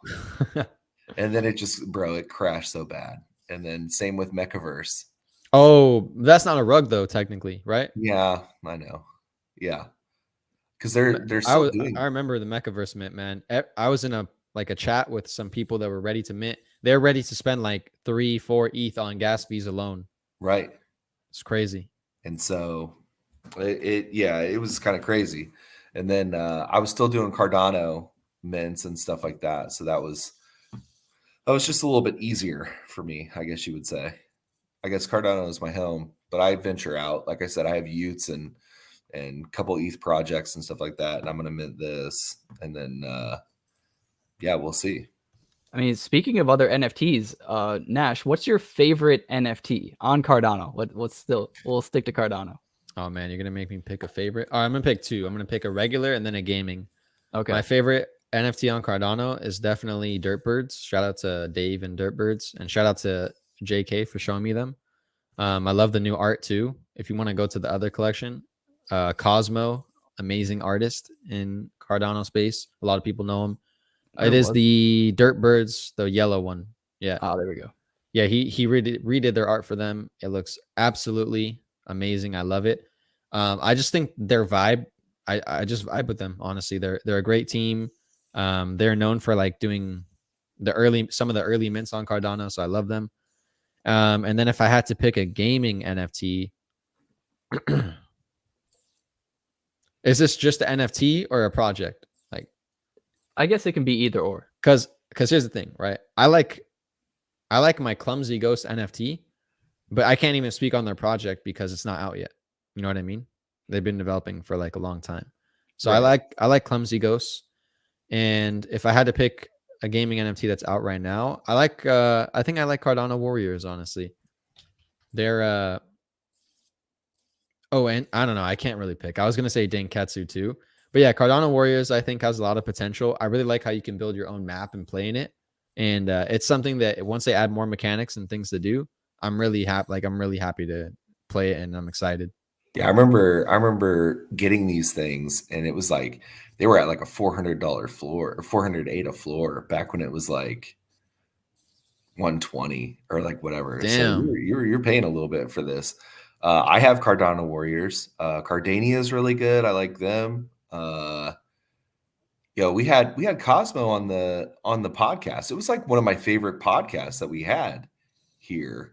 And then I was really big into pendulums, which I is love his pendulum. art and stuff like that. So I had like 3 assassins at one point.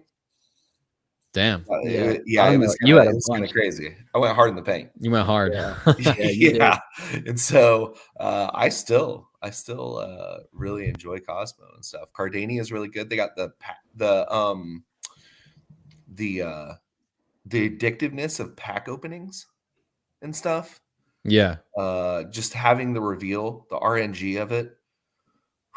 I haven't looked into Cardania that much. I saw them at CNFT Con, I think. Yeah. But I've been through Axie, all that, so I'm not really into card games, honestly. Yeah.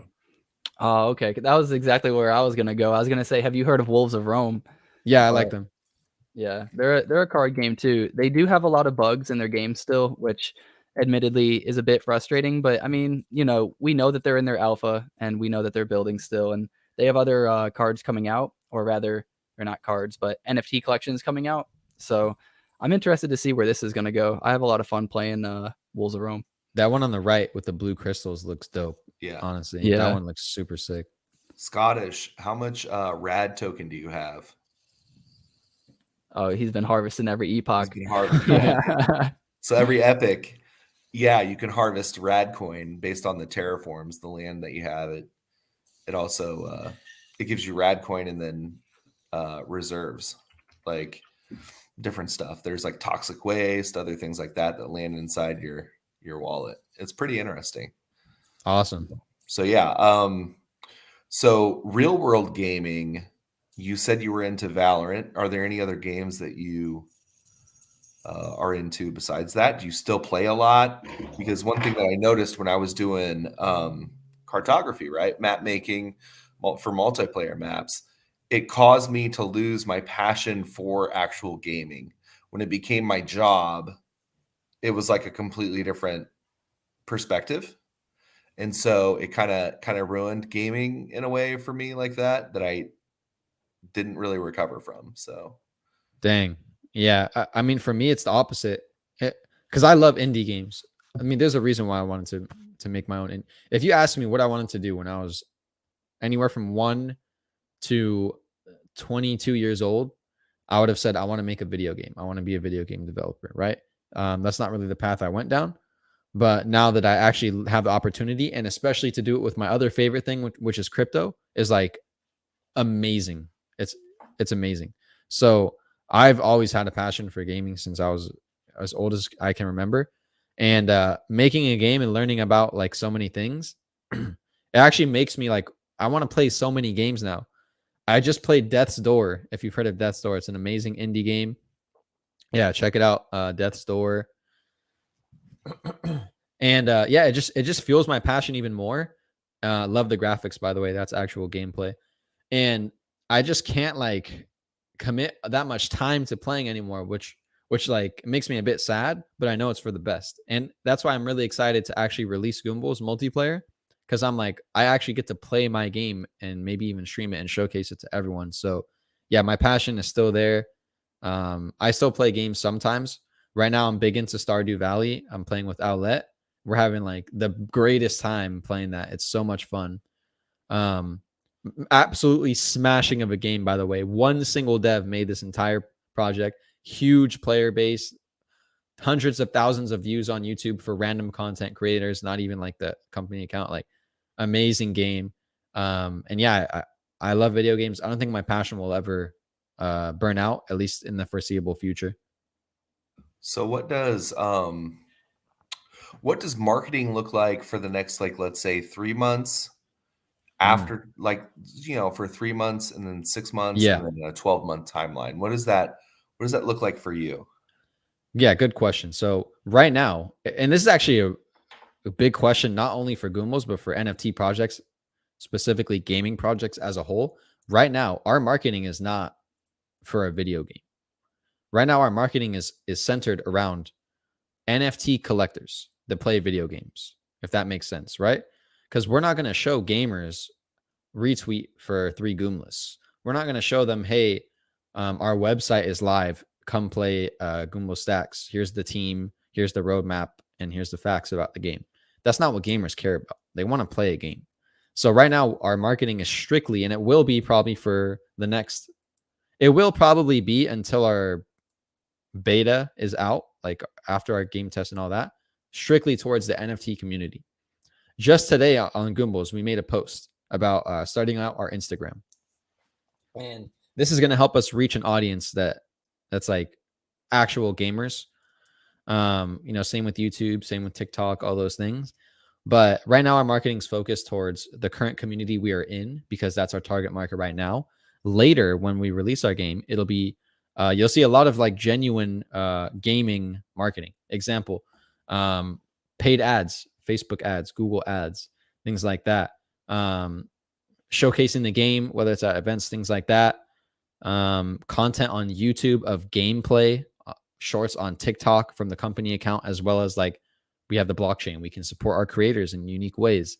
So, yeah, I think that the Goombles marketing in probably a year from now is going to look completely different than it does right now. Right now, we have a very small target audience that we're marketing and posting for, and that will change. So, so you're in SEALs, right? And Sappy SEALs, baby. ARF. ARF. And so they have a pretty big target. I think that one of the SEAL holders is Alan Carroll, right? Who is like a copyright for Vayner3 Media, right? Gary Vayner. Yes, sir. So, by the way, that guy's hilarious. Yeah, he does a lot of shit posting, which is kind of like what the SEALs are known for, correct? Like trolling shit posting, right?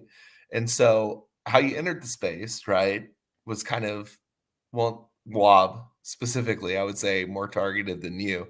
You seemed like slightly more wholesome than Wob. You know what I mean? When you entered the space. It is it's an addictive thing. So it's like, okay, so I'm going to trash you a little bit on the shit that you're bad at, which we were bad at. Okay. And then, which is going to make you like our enemy, right? We're going to be like, fuck you. I hate you, And so, but then, you post one nice thing and then it's like, oh, well, that was kind of the hero. He's our savior. Wholesome. So when dealing with Alan Carroll, there's obviously a social dynamic to shit posting and other things like that, right? It was kind of like the new age meme and other things like that from way back in the day.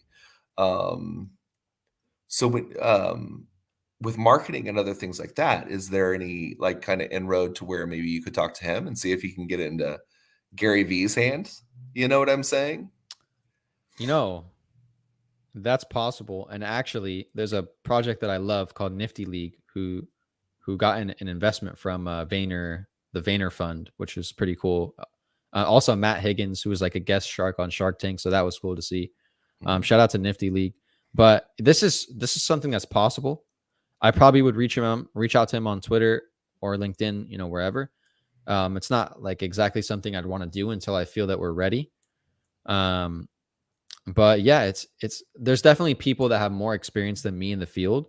And this is just another reason of like why we're going to be charging for NFTs and not making them free. I can only go so far. I'm maybe like specialized marketing Web3. We need someone who's better than me. We need to delegate for Web2 marketing, paid ads, campaigns, things like that. So that would be like ideal if we could work with Alan and Vayner and all that. But yeah, it's definitely something that we will need help with, and we will have to contract for or hire for. Absolutely. Awesome. Now, with the Goombles, will there be a benefit to owning more than one? A lot of people have like special roles, or you earn more, by whatever you own. Maybe there's some special ones that you also have like a multiplier or something. Will there be anything like that? It's a Goomble whale. You get to be a Goomble whale. What do you mean? Man. You get to collect, bro. What are you saying? What do you mean?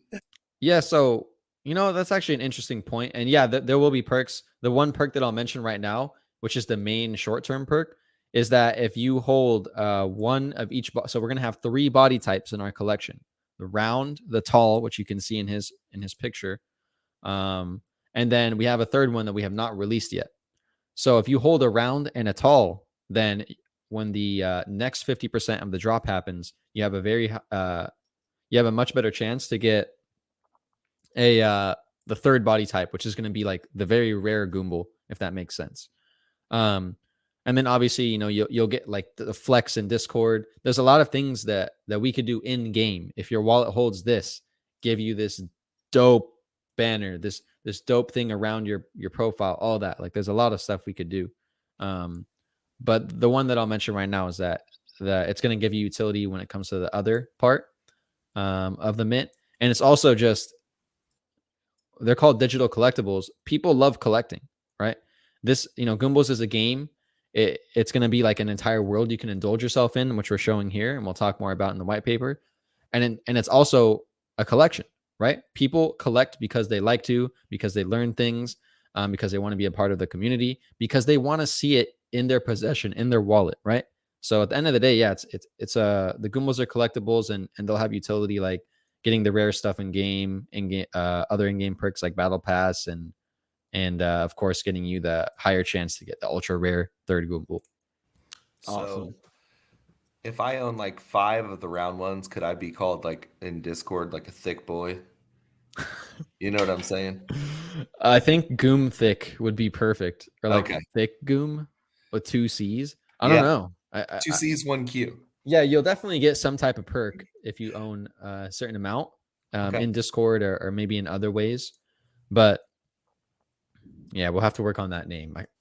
A little bit more. Yeah, I'm thinking about something because you were saying if you held something, you could also not only give Discord roles or whatever, but you could give in-game, you know, rewards of some sort. Now, the first thing I'd think about is somebody might try to, let's say, get 5 Goombles, get the little thing, and then sell off their Goombles and try to keep their thing. Would there or could there be a way to where you still need to maintain those 5 Goombles to own, I don't know, red flag, right? Or not, that's a bad word, blue Yeah. flag.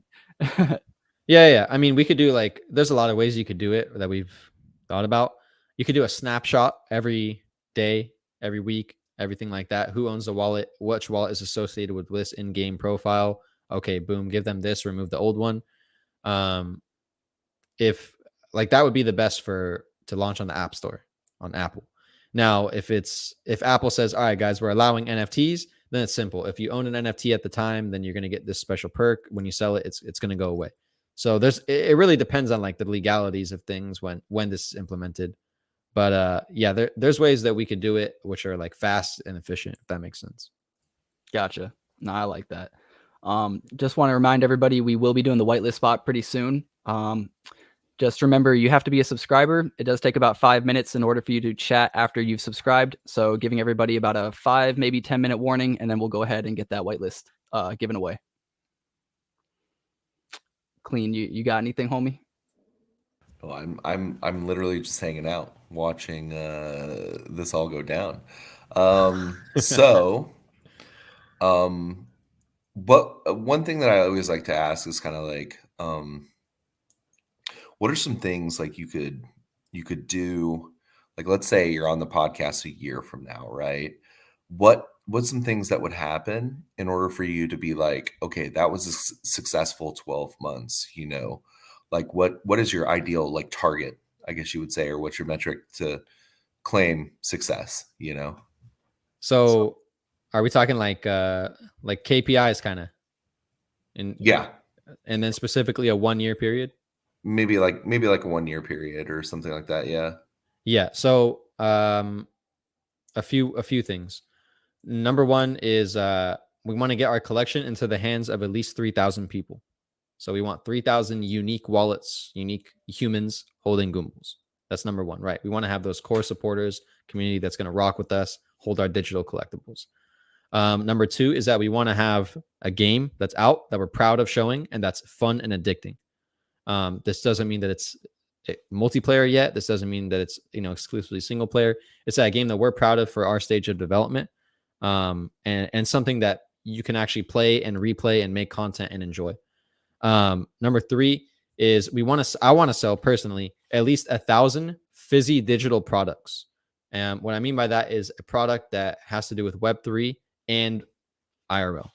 I'm not going to talk more about that right now, but those are really the 3 goals that I have for Goombles. Is that we want to get holders, we want to have a game that we're proud of and people that are actually playing, and then we want to sell physical products. Gotcha. And this seems like a doom or gloom kind of question, but like if everything, doesn't work out like you want it to, would there be like a pivot in the type of game or maybe some of the mechanics or something like that? Or would it just kind of have to be scrapped and like new project design later on?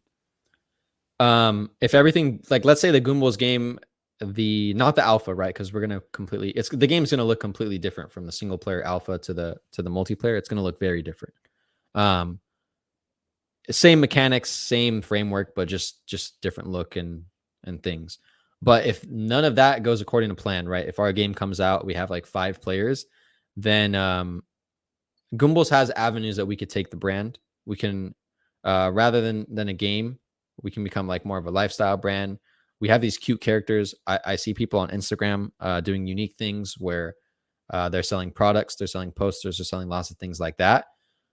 So if the game does not go according to plan, then no, we're not going to switch the genre or change any mechanics. That's very hard, and that costs a lot of money, and it's not really realistic to pivot a game like that, just mechanically and like in Unity and all that.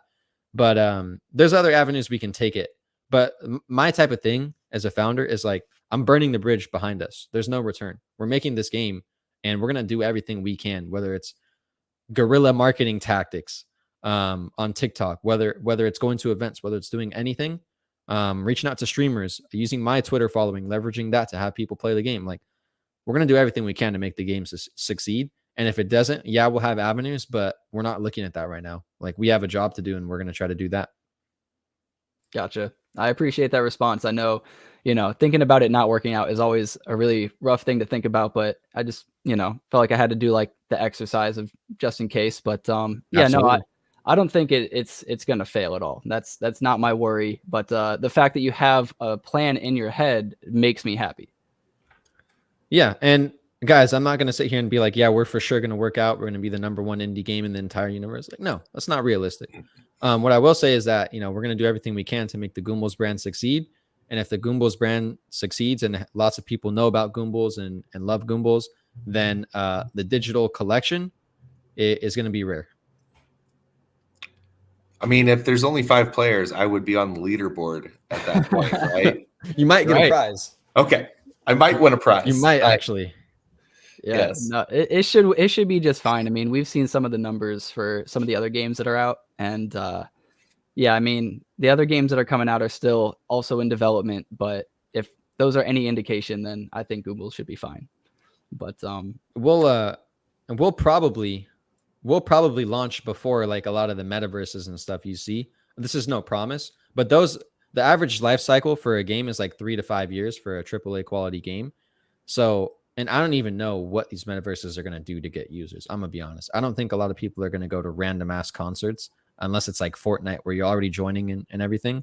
But, for our development cycle, like I said, there was a reason we went with tower defense, these graphic styles.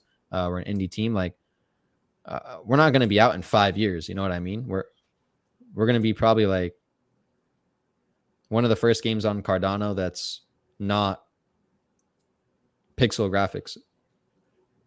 Right. Somebody said looks like Kirby a little bit. Have you gotten any feedback from it looking similar to Kirby? I've heard that like from I think 2 or 3 people. But yeah, we made sure in our design we used a different mouth shape, of course. We used a different eye shape. Kirby does not have what's it called? Eyebrows. We made sure that his feet are not the same shape as Kirby. And also that Goomble that you see there is he's only going to be one character in our universe, if that makes sense. We're going to have tons of other characters. Like when I saw it, like when I see the Goomble, and I'm a Kirby player ever since Game Boy and shit, like I didn't even think of Kirby when I saw the Goomble, to be quite honest with you. Yeah, our character doesn't have any cheeks. Like I said, the different feet, different shade of pink. different eye shape, 2 pupils, different mouth. Even like Kirby's arms are more roundish. Ours are more like a penguin, if you can say. So yeah, there's a lot of differences. I want a bunch of thick boys rolling around. You know what I mean? That's what But I want. no, No, but we should start giving away the whitelist. I know you have to probably pick up your kids pretty soon, yeah, right? here in like 5 minutes, I gotta pick up my kids. Awesome. All right, Not so awesome. It's no, lame. not awesome, but It's we're on awesome. Talk schedule. to Farmer We're on Nash. Come schedule. It's on, awesome. Mike. So it's yeah. So anyways, everybody who's in the chat, make sure that you're subscribed. And what you'll have to do, I'm gonna do an example right now. You're gonna type in exclamation or hashtag or hash, whatever it's called, and then your Discord name. So mine is Atlanick, and then the number, so $6909. So I would type it in just like that. You're gonna see it in the chat. That is how I want you guys to type out your Discord names. I'm going to then run this random generator. It's going to pick one of you guys and you'll be the winner. The reason why I want it to be your Discord name is so that, you know, you don't win and then somebody tries to like pretend to be you and all that bullshit. So we'll pick those in about, let's say a minute or two. So go ahead, spam your Discords and we'll get you picked.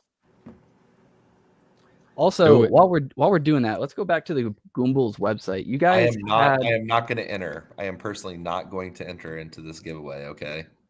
Good. You're a good man. So you have a game up here. So I see Goombles Stacks. This is basically like Tetris. Is this going to evolve into anything else, or is this kind of just for fun for the Goombles homies to just kind of chill? Yeah, and I'm actually, the reason why I'm looking over here is I'm trying to pull up some stats on that real quick on the game. Start the game. Good yeah, God. start it, play it, bro. But yeah, it's Goomble Stacks. So this was originally, right, the whole thing about Goombles is we're trying to get people in Web3 to actually play the games, which is why we're doing like our marketing. You actually have to play Web3 games to get a Goom list. We're playing games in our Discord. Last night we had like 2-3 scrolls worth of people playing live. It was awesome. So it's like our whole thing is we want people to play games, right? So this mini game was just supposed to be a little fun thing that we added randomly, like no expectations. And there's been like, I think we had like 1,500 or more separate unique wallets submit scores. And I'm like, oh my goodness, a lot of people are playing this very simple Goomble Stacks game.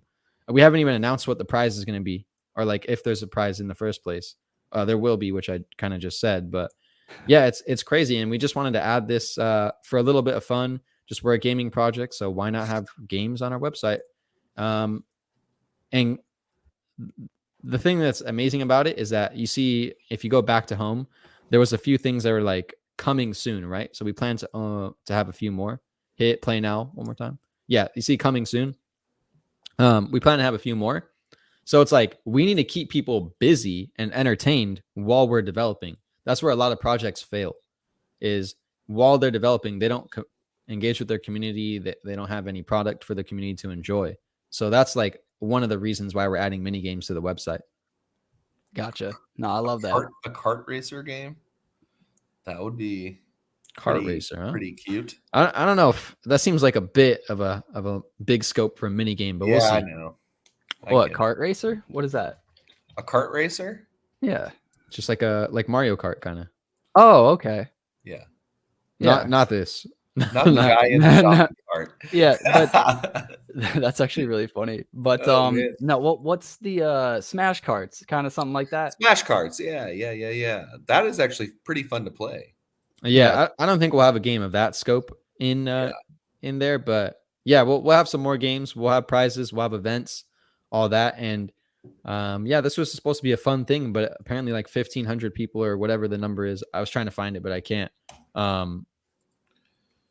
Just wanted to play, and they did, and they submitted an address. It was crazy. Well, it's universal, right? So like you would think, okay, this is just a stacks game, like who gives a shit, right?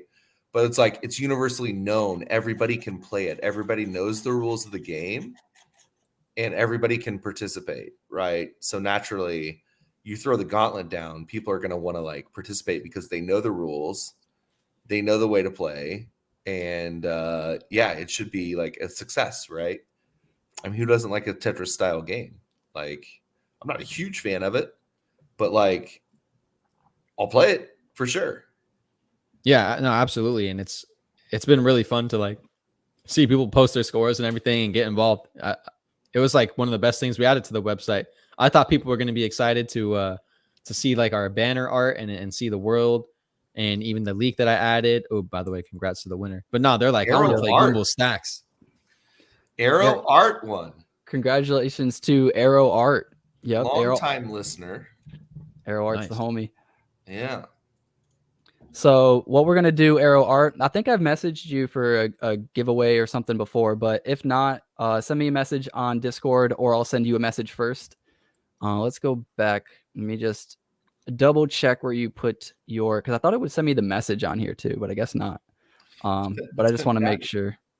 With this one. Let me write that down. With the Alley Cats. Was it with Alley Cats? Pimp Daddy is. He said roll again. Yeah, I was debating showing everybody that I was rolling, but I also didn't want to give like too much time for people to just start like spamming more and more random Discord names. Like I saw some people trying to do their Discord name in like different ways, and I was like, "Oh, you cheeky son of a bitch." Nick, did we talk about Alley Cats last time? We did not talk about Alley Cat. Well, we talked about maybe their price because I think they had a recent update on their price, and I think some people weren't too happy about it. But we didn't cover them in any more detail after that. Okay. You guys want to chat? I know you have to go. Do you want to talk about that for like 2 minutes or no? Yeah. Let's talk about it. What do you guys think of the price, right? Because I'm a founder. I'm going to be launching my project soon. So for me, it's if you tell me what it's for, right? You know, obviously I'm going to mint it, right? I'm minting my 3 or whatever and probably buying some off secondary or whatever. That's not a big deal. That's not the issue. But like, I want to know kind of what it goes for, right? Like, okay, what's your ideal? Like, what are you doing? Like, if you were to say, oh, it's going to do this, you know, and you had like a proof of work to where it was like, okay, we worked on this today, we worked on that today, tomorrow. This is what we're bringing to the table, right? I mean, we gave you all this ADA or theoretical money, you know, now do something with it, right? So if something costs like $50 per Goomble, I mean, that first of all, that's not bad at all. You know, but if you were to sit there and say like, okay, it's $75 per Goomble, like $80 per Goomble, I know that like, okay, well then the game's going to be pretty cool, or the expectation might raise just a little bit with like 350, you know, or whatever, going out in ADA. It can be sometimes rough, but I mean, it just depends on what you do with it, right? It like how much I believe in, I would say, you and marketing and other things like that to blow this thing up. I mean, that's pretty much it. Yeah, I think it's an interesting point. Like people were paying 50 ADA for projects, like for rugs, back when it was like $2. And now the 350 ADA is actually less USD than that, which is really interesting. So yeah, I think I think if Alley Cat's like, you know, they show their plan, they say, hey, this is what we're going to do with the money. I think that's fine, right? I think I like, this is my opinion. I think they'll sell out. I think they'll do good. And I think they'll do good things with it. I actually met them in person in CNFT Con. They were very genuine. They were respectful, all that. So my take is like, let the market decide. That at the end of the day, the market decides. If that's too high, it's not gonna sell. If it's fairly priced, it's gonna sell out. So yeah, we'll see what happens. My question is though, I thought that they were creating a gaming platform. I didn't think that they were creating their own game. Maybe I'm confused. No, they're making a platform. They're not. Okay. They're not making a video game. Okay, so then to me, you know, because all the fun I was hearing was behind like games and how they're not successful, and I was in my head, it's just like, okay, even though that's true for Cardano, there's no successful like NFT games at the moment, right? That's fair, but there will be eventually, even if it's 10 years, 15 years, whatever it is, eventually there's going to be a successful game on Ethereum, on Cardano, on Solana, period, and it's going to need a place to go. And if Alley Cats can provide that place to go for all the successful games that eventually work out, then they can in and of themselves be successful. They don't need to create some brand new idea. So I think it's fine. I don't know how expensive it is to create a gaming platform as opposed to creating a game. I would imagine creating a game is way more expensive. But again, like I think what you said, knowing exactly where the money goes, knowing how much something like this costs is going to be helpful for investors to know, because I just don't have any of this information to make like a decent decision.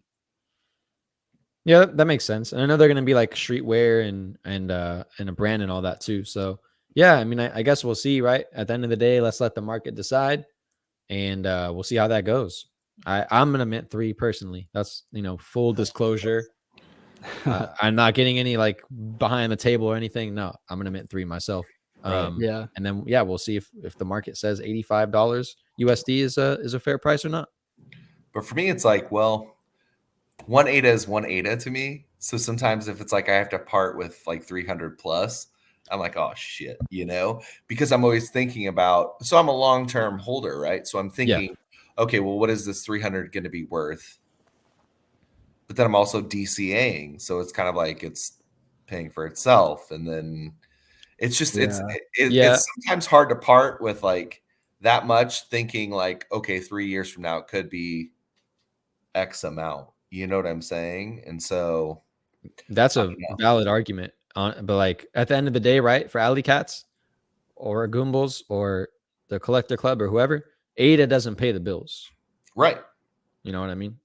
Well, I'll gladly do a Web 2 transaction. Hmm. Yeah. So you That's would the whole rather shit. If wait, it hold makes on, it hold on, hold easier, on. So Yeah. you would rather send $85 rather than, whatever, 250 ADA or whatever it might be. That's why we need JED or USDI or whatever. right, right, Yeah. right. So it's like We need that's stable. that's the biggest thing is like, so I don't want to part with 350 ADA because I think that's going to be worth more than the US dollar, right? Mm. It's going to be higher than where it's at now. But here's the Yeah. thing. Why don't you just send the ADA and then immediately buy 85 ADA back, $85 back, Stonks. you know? Right, but I'm already DCAing every single week. You know what I'm saying? Well, what I'm saying is you said that you would rather send in $85 rather than the ADA. So, I mean, at that point, you're doing the same thing. I just feel like it would cut out the middleman, but it's part of the Yeah. mint process, right? It's like, here you go. What's your Cash App, dog? Oh, so you guys are going to have LLC or something, right? No, we already have a C corp, Okay, C corp. Okay, cool. and we're incorporated in the U.S. Okay, Unfortunately, for tax reasons. right, right. But it's Gotcha. smart, because a lot of these people are like, well, um, they're doing these projects, and it's not like a project wallet. It's not an actual project. It's literally just one person with a wallet that you're sending the ADA to. No, look. I come from Axie Infinity. Okay. Right. For 2 years, people were saying we need more than 9 validators. We need validators. We need validators. We need like blah blah blah. What happened? $600 million hack. Mhm. One of the biggest hacks of crypto. Or yeah, 600 million. I know. I come from ETH, where if you click a link, all your stuff can disappear. And soon it's going to be like that in Cardano. And I know a lot of people don't believe it, but just wait, because people are very smart and they'll get you. So yeah, trust me. We know we're going to be a corporation, hardware wallets, multi-sig. I don't want to take people's money and then it fucking disappear from the wallet when I'm sleeping. That's like my biggest fear. Right. One security measure that I want to take is actually holding money in multiple hardware wallets. Just I'm a very paranoid investor, as I mentioned near the beginning of this interview. Like, yeah, we're taking a lot of security measures, even in the Discord. If like you have to have a cold admin where in case Farmer Nash gets hacked, there's someone above me that no one here knows about that can recover the Discord account. Like there's a lot. It's Wob. Imagine. Imagine. No, so another reason why I'm bullish on Alley Cats, sorry, not to do whatever, is Benny at the bank, right? Man, I was a huge fan of his with Kongs and everything like that. Met those guys and at CNFT. It was a great time, and I'm a real big believer in him. He's got good vibes. We've had him on the show. Dope. So yeah, I'm pretty big on these guys. I think they'll be just fine. Yeah, I think they're fine too. I think people, they don't want to part with their ADA, and I think seeing ADA down at these levels, we've been here for a few months, but it's still pretty new. Like people are still coming to grips with the fact that a lot of ADA isn't worth a whole lot. So I think if people are either gonna get used to it because Cardano's not going anywhere and will stay this low, and that would suck, but might be a thing, for the next year or so. Yeah. Or we're gonna boost right back up, and everybody's gonna be like, "See, this is why I didn't want to spend 300 on it." But it is what it is. Like, you have to support these people if that's what you really want to do in a dollar amount, and if that means more ADA, then that means more ADA. Hold on. So there's more. There's people probably wanting to know how do you get on the list? Is there anything specific that you can do to get on the list? The Goom list for Goombles, yeah, the Goom list. Number one, play our video games. Play the Web3 games. We have different events all the time. Example: Crypto Raggies, Danketsu, Hash Guardians, Cardano Warriors. Play the damn video games when we have something, right? We usually do a raffle, so you don't have to be the best player. You just have to at least play the game. Number two, be a genuine community member.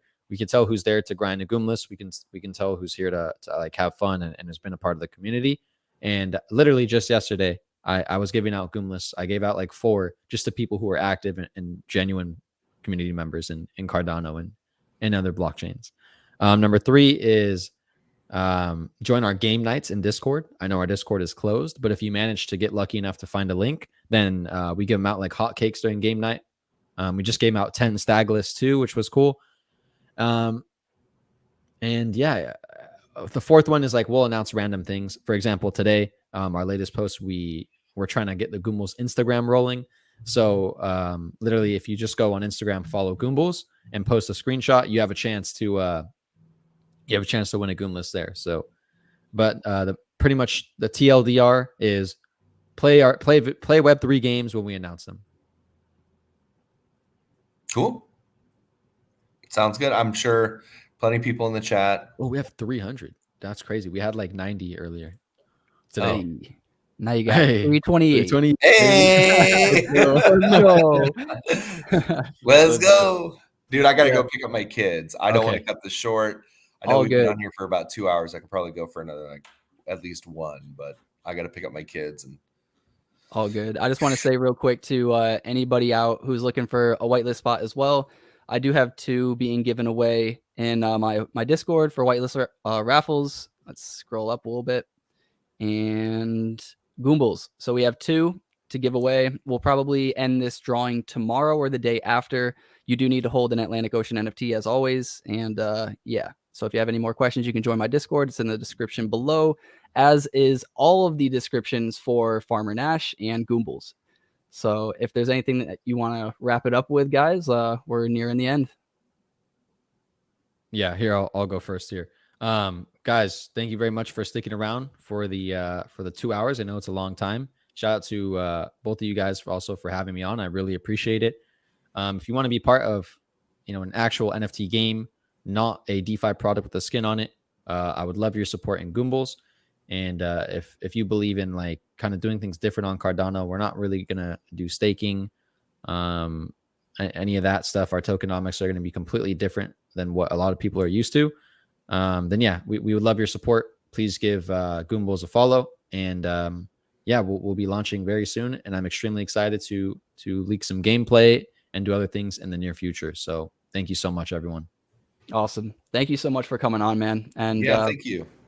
Yeah, and remember, as always, everybody, get outside, see your family, see your friends. We're here to make more money so that we can spend more time with them.